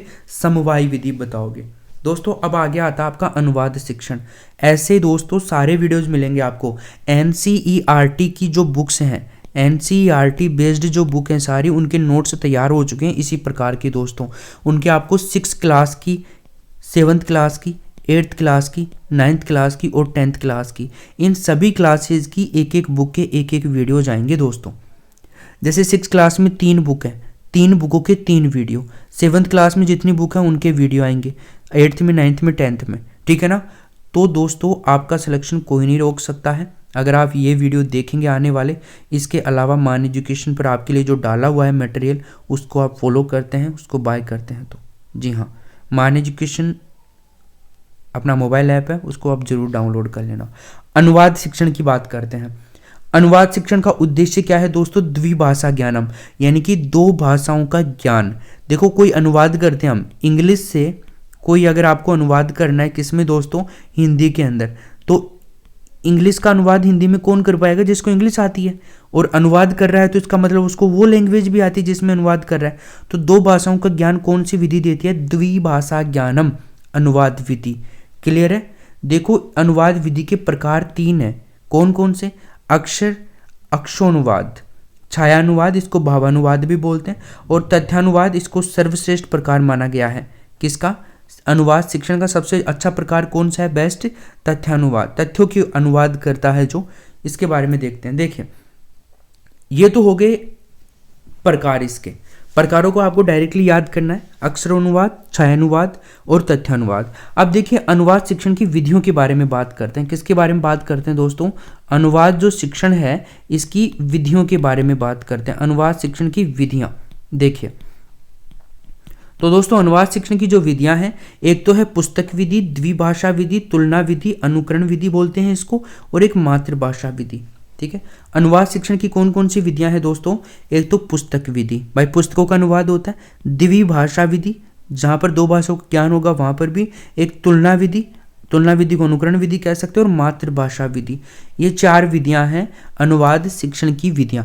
अनुवाद को समझाने के लिए 4 विधियों को डेवलप किया गया है। पुस्तक, द्विभाषा, तुलना, अनुकरण कह सकते हैं, और मातृभाषा विधि।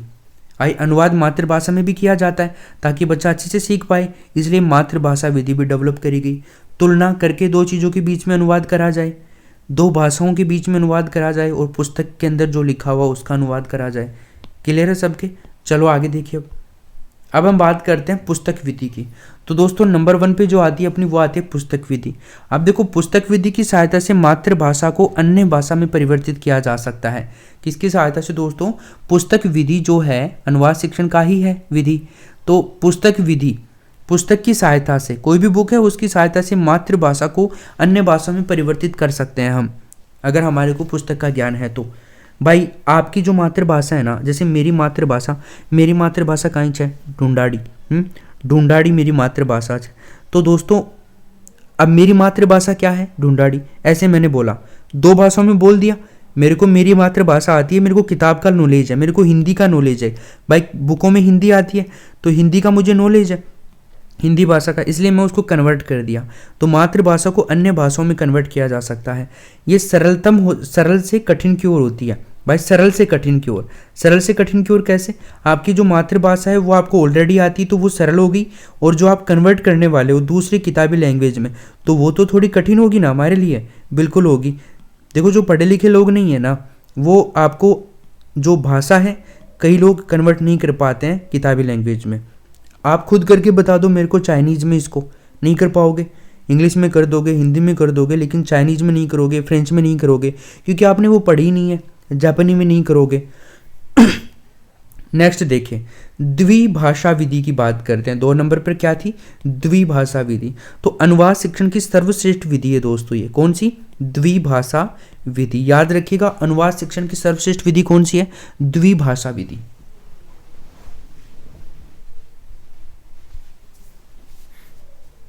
डायरेक्टली ये प्रश्न पूछता है, हर चीज के बारे में बता रहा हूं मैं आपको। यहाँ पे सिंपल से क्वेश्चन आपसे आ जाएंगे, यहाँ पे डायरेक्ट पूछेगा। इस विधि में एक व्यक्ति मातृभाषा में एवं दूसरा व्यक्ति उसके भावों को संस्कृत भाषा में अनुवाद करता है। तो दोस्तों द्विभाषा में क्या होता है? एक व्यक्ति तो मातृभाषा में और दूसरा व्यक्ति उसके भावों को संस्कृत में अनुवाद करेगा। समझ गए तुम लोग क्या है ये द्विभाषा? तो आगे देखिए, अब तुलना विधि की बात करते हैं, तुलना या अनुकरण विधि। तो दोस्तों ये जो विधि है ना, सबसे पहले आदर्श अनुवाद प्रस्तुत करती है। आदर्श अनुवाद प्रस्तुत करने वाली विधि कौन सी है? तुलना विधि या अनुकरण विधि। अनुवाद को छात्र परखते हैं कि सही है कि गलत है, सही है, मजा आ रहा है कि नहीं आ रहा, अनुकरण के द्वारा। अनुकरण भी करवाया जाता है इसमें, तुलना विधि में। अब छात्र अनुवाद का जो विश्लेषण करके उसकी मातृभाषा से तुलना करके अनुवाद सीखता है बच्चा। ठीक है, यस। छात्र अनुवाद का विश्लेषण करता है पहले तो, फिर उसकी मातृभाषा से तुलना करता है वो, और फिर अनुवाद को सीख लेता है। बहुत इजी है, कोई दिक्कत नहीं, याद हो ही जाएगी। अब हम बात करते हैं मातृभाषा विधि की। किसकी दोस्तों? मातृभाषा विधि की बात कर लेते हैं। तो जो मातृभाषा विधि है, ये किसी भी भाषा को मातृभाषा का सहारा लेकर अनुवाद सिखाना मातृभाषा विधि कहलाती है। सिंपल, क्या कहलाती है? किसी भी भाषा को मातृभाषा का सहारा लेकर के अनुवाद सीखना मातृभाषा, यानी कि मातृभाषा का सहारा लेकर के कोई दूसरी हम सीख रहे हैं तो वो मातृभाषा विधि ही काम कर रही है वहां पर सीखने के अंदर। अब देखिए दोस्तों, गद्य शिक्षण की बात करते हैं हम। नेक्स्ट क्या है हमारा? गद्य शिक्षण। तो देखिए, गद्य शिक्षण को हम याद कर लेते हैं, देख लेते हैं, अच्छे से समझ लेते हैं। देखो, गद्य शिक्षण का उद्देश्य पूछ सकता है दोस्तों हमसे। गद्य शिक्षण का उद्देश्य क्या है? अभिव्यक्तश्च, ग्रहण अभिव्यक्ति, ग्रहण करके अभिव्यक्त करना चीजों को, ग्रहणाभिव्यक्ति कह सकते हैं आप इसको। ठीक है, तो गद्य शिक्षण का उद्देश्य क्या हो गया? ग्रहण अभिव्यक्तिश्च। गद्य धातु है इसके अंदर, ठीक है, गद्य धातु और यत प्रत्यय, इससे किसकी उत्पत्ति हुई है? गद्य से। गद्य शब्द की उत्पत्ति कैसे हुई है?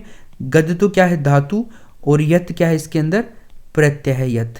क्लियर है सबके? चलो, 2 प्रकार का होता है गद्य शिक्षण, एक तो कथा और एक आख्यायिका। याद रखना, का से याद रख लेना, गद्य का, गद्य का, गद्य का, कैसे? कथा, और आ से आख्यायिका।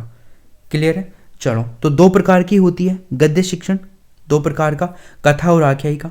गद्य शिक्षण की विधियों की अगर मैं बात करूं तो यहाँ पर 4 विधियां आपके सामने लिखी हुई हैं। उद्बोधन विधि को अर्थबोध विधि कह सकते हैं, प्रवचन विधि कह सकते हैं, स्पष्टीकरण विधि कह सकते हैं, प्रश्नोत्तर विधि कह सकते हैं। ठीक है दोस्तों, तो उद्बोधन जो विधि है ये अर्थबोध विधि भी कहलाती है। गद्य शिक्षण की विधियां हैं ये, प्रवचन विधि है, स्पष्टीकरण विधि है और प्रश्नोत्तर विधि है। ये 4 प्रकार है, इसके याद रखिएगा, बहुत इंपॉर्टेंट है। क्लियर है सबके? चलो, उद्बोधन, अर्थबोध विधि, प्रवचन विधि, स्पष्टीकरण विधि और प्रश्नोत्तर विधि। ठीक है जी, आगे देखो, उद्बोधन विधि जो है आपकी, इसके बारे में बात करते हैं। अर्थबोध विधि भी कहलाती है। तो देखिए, गद्य शिक्षण की सर्वोत्तम विधि मानी जाती है। तो दोस्तों आपको याद रखना है, गद्य शिक्षण की सर्वोत्तम विधि कौन सी है? उद्बोधन विधि है, अर्थबोध विधि है। किसकी? गद्य शिक्षण की सर्वोत्तम विधि है दोस्तों ये। मनोवैज्ञानिक विधि भी है ये। क्या है दोस्तों? मनोवैज्ञानिक विधि है ये। प्राथमिक स्तर के लिए बहुत उपयोगी है दोस्तों। जो विधि भी प्राथमिक स्तर के लिए उपयोगी होती है ना, वो दोस्तों क्या है? मनोवैज्ञानिक विधि होती है। आपने अब तक नोट किया होगा, ठीक है ना, मनोवैज्ञानिक विधि होती है वो। तो प्राथमिक स्तर के लिए उपयोगी है उद्बोधन अर्थबोध विधि। इस विधि में अध्यापक अपने अर्थ का बोध कराने के लिए साधनों का सहारा लेता है। ओके, कोई भी साधन यूज में ले सकता है ताकि बच्चों को अर्थ समझ में आ जाए। चलो अगली जो है अपनी वो है प्रवचन विधि। तो दोस्तों प्रवचन विधि की बात करें हम तो इसका अन्य नाम है कथन विधि। कई बार बोलते हैं ना कि यार क्या प्रवचन दे रहा है, ठीक से बात करना, मुद्दे पर आना, तो वो वाली बात है प्रवचन विधि, कथन विधि। तो प्रवचन विधि के अंदर कुछ प्रविधियां हैं, इनके बारे में देख लेते हैं। इसकी अनुवाद विधि है, शब्दकोश विधि है, टीका विधि है, इसके अलावा परिभाषा विधि है। ये 4 हैं, एक एक को देख लेते हैं। अनुवाद विधि में क्या होता है, यहाँ पे प्राथमिक स्तर के लिए उपयोगी है ये अनुवाद विधि। ठीक है, संस्कृत भाषा का सरल भाषा में अनुवाद करना, उनकी मातृभाषा में करना या फिर हिंदी भाषा में करना, जो भी सीख पाते हैं। संस्कृत जिसको इंग्लिश आती है तो संस्कृत से इंग्लिश में अनुवाद करना। तो अनुवाद विधि प्राथमिक स्तर के लिए सर्वोत्तम है और संस्कृत भाषा का सरल भाषा में अनुवाद करती है। शब्दकोश विधि की अगर बात करें तो उच्च स्तर के लिए उपयोगी होती है ये। भाई शब्दकोश हम आगे की कक्षाओं में जाकर के ही याद करते हैं डिक्शनरी वगैरह से, ताकि हमें कोई भी लैंग्वेज है वो सीख जाएं। अब इंग्लिश लैंग्वेज आपको कैसे आएगी, जब आपका शब्दकोश अच्छा होगा इंग्लिश का तब। पर्यायी शब्दों द्वारा शब्दकोश का ज्ञान दिया जाता है। पर्यायी शब्द, जैसे कोई भी शब्द मान लीजिए वो उस लैंग्वेज में लिखा हुआ है, संस्कृत में लिखा हुआ है, तो उसका एक पर्यायवाची हम उसकी लैंग्वेज में बताएंगे जिस लैंग्वेज को बच्चा जानता है, तो ऐसे ज्ञान दिया जाता है। क्लियर है, चलो आगे देखिए। अब बात करते हैं अपन टीका विधि की। कौन सी विधि की बात करते हैं दोस्तों, टीका विधि। टीका विधि प्राचीनतम विधि है, इसके बारे में ज़्यादा कुछ नहीं है। परिभाषा विधि, उदाहरण देकर के समझाना, परिभाषा विधि का एक मूल उद्देश्य है उदाहरण देकर के समझाना। तो ये आ गया आपका 4 विधियां पूरी हो गई हैं इसकी।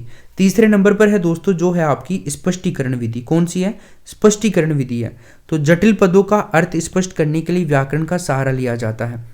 जो जटिल शब्द होते हैं है ना, उनका अर्थ देखने के लिए किसका सहारा लेते हैं दोस्तों, व्याकरण का सहारा लेते हैं। इसकी कुछ प्रविधियां हैं, जैसे उसकी थी वैसे इसकी भी 4 हैं।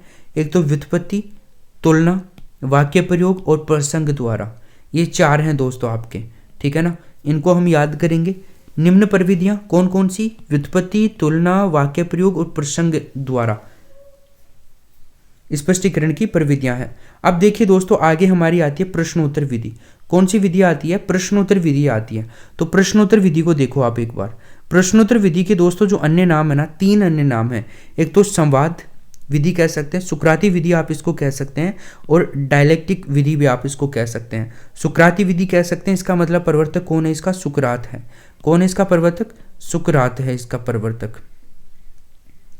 तो प्रश्नोत्तर विधि को किसने बनाया, सुकरात ने बनाया। सुप्रश्न बनाए, सुप्रश्न, सु का मतलब सुकरात और प्रश्न, प्रश्नोत्तर विधि। अब देखो पद्य शिक्षण की बात करते हैं। गद्य शिक्षण आपका पूरा हो चुका है। तो दोस्तों देखिए पद्य शिक्षण क्या कहता है। पद्य शिक्षण कहता है कि इसका उद्देश्य क्या है। तो दोस्तों पद्य शिक्षण का जो उद्देश्य होता है ना वो रसानुभूति, रस की अनुभूति। यहाँ पर बहुत रसीले पाठ होते हैं, तो रसानुभूति इसका मुख्य उद्देश्य है। इसकी जो विधियां हैं दोस्तों बहुत इंपॉर्टेंट है पद्य शिक्षण की विधियां। 9 विधियां आपके सामने हैं दोस्तों, इनको आप कैसे याद करेंगे देखिए। 9 विधियां देखो यहाँ पे दोस्तों, एक तो खंडान्वय विधि है, खंडान्वय विधि है, दंडान्वय विधि है, व्यास विधि है, गीत विधि है, भाषानुवाद विधि है, समीक्षा विधि है। बाकी कोश, पर्यायवाची संबंधी ज्ञान देना, परिभाषा, उच्चारण हेतु उपयोगी और उच्च स्तर के लिए उपयोगी है, उच्चारण के लिए नहीं दोस्तों सॉरी। और टीका, बड़े रूप का छोटा रूप, टीका विधि भी होती है। इनकी ट्रिक बना रखी है, मैं ट्रिक पे ध्यान था इसलिए उच्चारण बोल दिया मैंने। तो देखिए दोस्तों यहाँ पर हम बात करते हैं खंडान्वय विधि। खंडान्वय विधि को आप याद करोगे के से, ठीक है, के से याद क्या करोगे, के से आपकी कोश विधि हो जाएगी। क्लियर, के से कोश विधि हो जाएगी और ख से क्या हो जाएगी, खंडान्वय विधि। के से तो के BTS के HGP, BTS के HGP से याद कर लीजिए। तो देखो आगे अगर हम बात करें यहाँ पे तो दंडान्वय विधि, दंडान्वय विधि डी से करेंगे हम इसको, तो ये डी हो जाएगी। बाकी व्यास विधि वी से हो जाएगी, गीत विधि जी से हो जाएगी, ये गीत विधि है। इसके अलावा भाषा अनुवाद विधि, भाषा अनुवाद विधि को बी से कर लीजिए, समीक्षा विधि को आप एस से कर लीजिए, और जो आपके पी है, पी को आप परिभाषा कर लीजिए, टी है, टी को आप टीका कर लीजिए। ठीक है ना, और ये आप ऐसे याद कर लीजिएगा, दंड और व्यास। तो इनको आप याद करोगे, ये विधियां हैं। देखो दोस्तों, ये हार्ड तो ज़रूर है, बोरिंग भी है, मैं ऐसे नहीं कह रहा, लेकिन देखो हमें 30 नंबर लाने हैं किसी भी हालत में। 15 नंबर का ये आपका पेडागोजी वाला पोर्शन आता है, तो थोड़ी मेहनत तो करनी पड़ेगी। बट जो मटेरियल आपके सामने है ना दोस्तों, इससे बाहर नहीं आने वाला है कुछ भी, ध्यान रखना। इनको रट देना, जो चीज़ें आपके सामने लिखी हुई हैं, बस प्रश्न को समझ करके उत्तर दे देना। किसी भी हालत में इस वीडियो को आपको एक बार वापस से ज़रूर देखना है कंप्लीट होने के बाद में। तो ये सारी विधियां हैं पद्य शिक्षण की, ठीक है। अब देखो इनको एक एक करके पढ़ते हैं अपन। खंडान्वय विधि, देखो पद्य शिक्षण की सर्वश्रेष्ठ विधि मानी जाती है। कौन सी मानी जाती है पद्य शिक्षण की सर्वश्रेष्ठ विधि? खंडान्वय विधि पद्य शिक्षण की सर्वश्रेष्ठ विधि मानी जाती है, ध्यान रखिएगा। सामूहिक शिक्षण विधि भी कहा जाता है इसको। खंडान्वय विधि समूह के अंदर शिक्षण देने में काम आती है खंडान्वय विधि, बहुत सारे बच्चों को इकट्ठा करके, बहुत सारी कक्षाओं को इकट्ठा करके। इस विधि में क्या होता है, प्रश्न व्याकरण पर आधारित ना होकर के श्लोक या पद्य के मूल भाव पर आधारित होते हैं। भाई प्रश्नों को व्याकरण पर डिपेंड नहीं किया गया है यहाँ पर प्रश्नों को बनाया जाता है पद्य के मूल भाव को ध्यान में रख करके। क्लियर है? श्लोकों को ध्यान में रख करके, ये खंडान्वय विधि है। दंडान्वय विधि क्या है? इस विधि में प्रश्न श्लोक या पद्य से व्याकरण संबंधी प्रश्न पूछे जाते हैं। बात वही है, प्रश्न कैसे पूछे जाते हैं? श्लोक से, पद्य से और व्याकरण संबंधी सारे इंक्लूड हो जाएंगे इसमें दंडान्वय विधि में, है ना। तो जब किसी को श्लोक नहीं आता है ना दोस्तों, है ना, जब हम पहले कक्षा में पढ़ते थे, छोटी कक्षाओं में 10th क्लास में संस्कृत चला करती थी, तो दोस्तों श्लोक नहीं आते थे तो दंड मिलता था हमारे को, है ना। व्याकरण के प्रश्न पूछते थे तो दंड मिलता था हमारे को। पद्य शिक्षण नहीं आता तो दंड मिलता था। तो इसको आप ऐसे याद कर सकते हैं। व्याकरण का स्थान प्रधान होता है, ये खैर इतनी इंपॉर्टेंट बात नहीं है। व्यास विधि, इसका अन्य नाम याद रखना है भाष्य विधि। भाष्य विधि देखो, व्यास में भी 2.5 अक्षर प्रेम के और भाष्य में भी 2.5 अक्षर प्रेम के, ठीक है। तो देखो, शिक्षक कथावाचक की तरह श्लोक का अर्थ स्पष्ट करता है। व्यास विधि में क्या होता है, जो टीचर होता है वो कथावाचक की तरह, जैसे कथा कहने वाला होता है ना, उस तरह से श्लोक का अर्थ बताता है एक कथा के रूप में। गीत विधि में क्या होता है, गीतों के माध्यम से पढ़ाना, गीत गा गा करके पढ़ाना है। आयो रे। चलो साहब आगे देखिए, भाषा अनुवाद विधि। तो भाषा अनुवाद विधि को अगर हम बात करें तो इस विधि में अध्यापक श्लोक का मातृभाषा में अनुवाद करता है। तो भाषा अनुवाद विधि, देखो भाषा अनुवाद विधि में तो मातृभाषा आएगी, यहाँ पर भी मातृभाषा आ रही है। तो इसमें क्या होता है, जो टीचर होता है वो श्लोक का मातृभाषा में अनुवाद करेगा। मातृभाषा में ही क्यों करेगा? क्योंकि बच्चा जल्दी सीख पाएगा उससे, इसलिए करेगा, ठीक है। आगे देखिए, समीक्षा विधि की बात करते हैं। तो दोस्तों इस विधि में छंद, अलंकार, भाव और विचार इत्यादि का विस्तार करते हुए श्लोक की समीक्षा करता है, ठीक है। इस विधि में छंद, अलंकार, भाव, विचार इत्यादि का विस्तार करते हुए क्या करता है दोस्तों, श्लोक की समीक्षा की जाती है। समीक्षा विधि है तो समीक्षा करेगी छंद, अलंकार, भाव सबकी। आगे देखिए, अगला जो है दोस्तों अपना यहां पर, तो देखिए अब आगे वैसे है नहीं कुछ, ये आपकी कंप्लीट संस्कृत जो शिक्षण विधियां हैं उनका ये कंप्लीट वीडियो कंप्लीट हो गया है। मुझे उम्मीद है आप लोग थोड़ा बहुत सपोर्ट दिखाओगे, हम भी आपके लिए मेहनत करते हैं, आप भी थोड़ा सा अपना प्यार दिखा दीजिए। नंबर मैंने आपको सबको दे दिया है, एक बार फिर से नोट कर लीजिए। जो भी मटेरियल है वो आप यहाँ से ज़रूर लीजिए, मान एजुकेशन मोबाइल ऐप से, आपको बहुत मज़ा आने वाला है। यहाँ पे कंप्लीट संस्कृत का कोर्स भी मिल जाएगा आपको बहुत ही कम प्राइस में, 9929996527। प्लीज़ इस वीडियो को आप लोग लाइक और शेयर अपने दोस्तों को ज़रूर करोगे। चैनल को सब्सक्राइब किए बिना मत जाना, नीचे लाल कलर में सब्सक्राइब लिखा हुआ होगा। अगर आप इस वीडियो को डाउनलोड करके पढ़ रहे हैं तो दोस्तों मान एजुकेशन सर्च कीजिए यूट्यूब पर और अपना सपोर्ट ज़रूर दिखाइए। डेली हमारी यहाँ पर लाइव क्लासेज भी होती हैं, हिंदी की रात को 9 बजे होती है फ़िलहाल के लिए, एक दिन में होती है 1 बजे, सुबह 5:30 बजे CDP की क्लास होती है, इसमें भी आप लोग लाइव आ सकते हैं। तो बहुत सारी क्लासेज हम यहाँ पर रखते हैं आपके लिए, इम्पोर्टेंट है सब कुछ। और मान एजुकेशन का मोबाइल ऐप ज़रूर आपके मोबाइल में डाउनलोड होना चाहिए दोस्तों, ज़रूर से डाउनलोड कर लीजिए और वहाँ पे चेकआउट कीजिए। बहुत सारी चीज़ें आपको वहाँ पर देखने को मिलेंगी, आपको मज़ा आ जाएगा। बहुत अच्छी चीज़ें हैं वहाँ पे। देखिए मैं आपको जैसे दिखाता हूँ यहाँ पे कुछ इम्पोर्टेंट चीज़ें।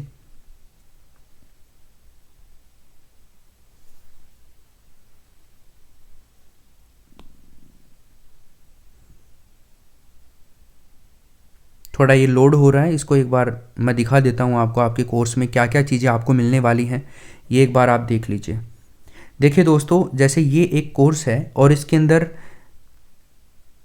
आपके जो लेवल 1 और लेवल 2 वालों के कोर्स हैं, इसके अंदर देखिए ऐसे मॉडल पेपर हमने डाले हुए हैं दोस्तों, बहुत सारे मॉडल पेपर डाले हुए हैं। ये बहुत ही शानदार पैकेज है दोस्तों आप लोगों के लिए, इसको आपको ज़रूर से भी ज्वाइन करना चाहिए दोस्तों, ज़रूर ज्वाइन करना चाहिए। जैसे ये वाला है, देखिए सेकंड लेवल एसएसटी वालों की अगर मैं बात करूँ यहाँ पे दोस्तों, तो देखो आपको क्या क्या मिलेगा यहाँ पर, ध्यानपूर्वक देखिए दोस्तों। 50 मॉडल पेपर आपको यहाँ पर मिलने वाले हैं। यहाँ पर देखिए 50 मॉडल पेपर दिख रहे होंगे, 200 से भी ज़्यादा लाइव टेस्ट आपको दिख रहे होंगे, 80 मॉडल पेपर हिंदी के लैंग्वेज के, 40 मॉडल पेपर संस्कृत लैंग्वेज के, 40 इंग्लिश लैंग्वेज के, 3000 टीचिंग मेथड के क्वेश्चंस, 7000 से भी ज़्यादा प्रैक्टिस क्वेश्चन, 2000 से भी ज़्यादा practice question with explanation, 70 model paper CDP के, 3000 क्वेश्चन सीडीपी के अलग से मिलेंगे। मात्र दोस्तों कितने में, 279 में। सीटेट वाले भी इसको ले सकते हैं दोस्तों, सेकंड लेवल वाले। कंप्लीट मटेरियल वही है आपकी भी जो रीट में है, बाकी अलग से भी आ रहा है सीटेट का मटेरियल, आप डाउनलोड कर लेना उसको। सीटेट का एक कोर्स भी डाला हुआ है जिसमें 15 मॉडल पेपर हैं और बहुत सारी अध्ययन सामग्री है। यूपी टेट वालों के लिए भी है दोस्तों और एस टेट वालों के लिए भी है। सब लोग इनको ज्वाइन कर लीजिएगा, अलग अलग आपके कोर्सेज बने हुए हैं, किसी का भी मिस नहीं होना चाहिए। ये बहुत इंपॉर्टेंट कोर्सेज है दोस्तों, इनसे आपको 120 से भी ज़्यादा मार्क्स आप लोग ला पाओगे अगर आप ये वाले कंटेंट सारे यूज करते हैं और इनको देखते हैं, अच्छे से पढ़ाई करते हैं। यहाँ पे 200 से भी ज़्यादा लाइव टेस्ट कंडक्ट कराएंगे, इनमें आपकी रैंक भी आएगी, बहुत सारे दोस्तों के साथ में आपका इंगेज होगा। जी हाँ, ऐसे ही अगर मैं आपसे बात करता हूँ यहाँ पे लेवल 1 के बारे में, तो दोस्तों लेवल 1 की बात करूँ तो देखिए लेवल 1 के अंदर भी हमने बहुत सारी चीज़ें डाल रखी हैं। रीट लेवल 1 ये 379 है और 50 मॉडल पेपर, 200 से भी ज़्यादा live test, 80 model paper Hindi के, 40 मॉडल पेपर संस्कृत के, 40 इंग्लिश के, 3000 टीचिंग मेथड के क्वेश्चन, 5000 ईवीएस के क्वेश्चंस, 2000 से ज़्यादा मैथ के practice questions, 60 model paper CDP के, 3000 क्वेश्चन सीडीपी के। ये चीज़ें लेवल 1 वालों के भी मिलेंगी। और बाकी लोग आप तैयारी कर रहे हैं वो ज़रूर देख लेना, लिंक डिस्क्रिप्शन में पिन किया हुआ है और देख लीजिए, कमेंट बॉक्स में भी आपको लिंक मिल जाएगा ऊपर ही ऊपर। डाउनलोड कीजिए मान एजुकेशन मोबाइल ऐप आज ही और अपनी जो सिलेक्शन है उसको सुनिश्चित कीजिए। अपनी दुआ में याद रखना और मिलते रहेंगे हम। ऐसा एक और मेगा वीडियो ज़रूर आएगा, दूसरे टीचर से भी हम पढ़वाएंगे ये संस्कृति शिक्षण विधियाँ, तो वो वाला भी आपको ज़रूर देखना है ताकि आपका कंप्लीट मैटर हो जाएगा यहाँ पे। ठीक है, thank you so much, take care, अपना ख्याल रखें। और यहाँ पर नोट्स भी हैं दोस्तों, हस्तलिखित नोट्स, आपको संपूर्ण हस्तलिखित नोट्स मिलेंगे। ज़्यादा से ज़्यादा शेयर कीजिए वीडियो को, अपने दोस्तों को बताइए और चैनल को सब्सक्राइब कीजिए। Thank you so much.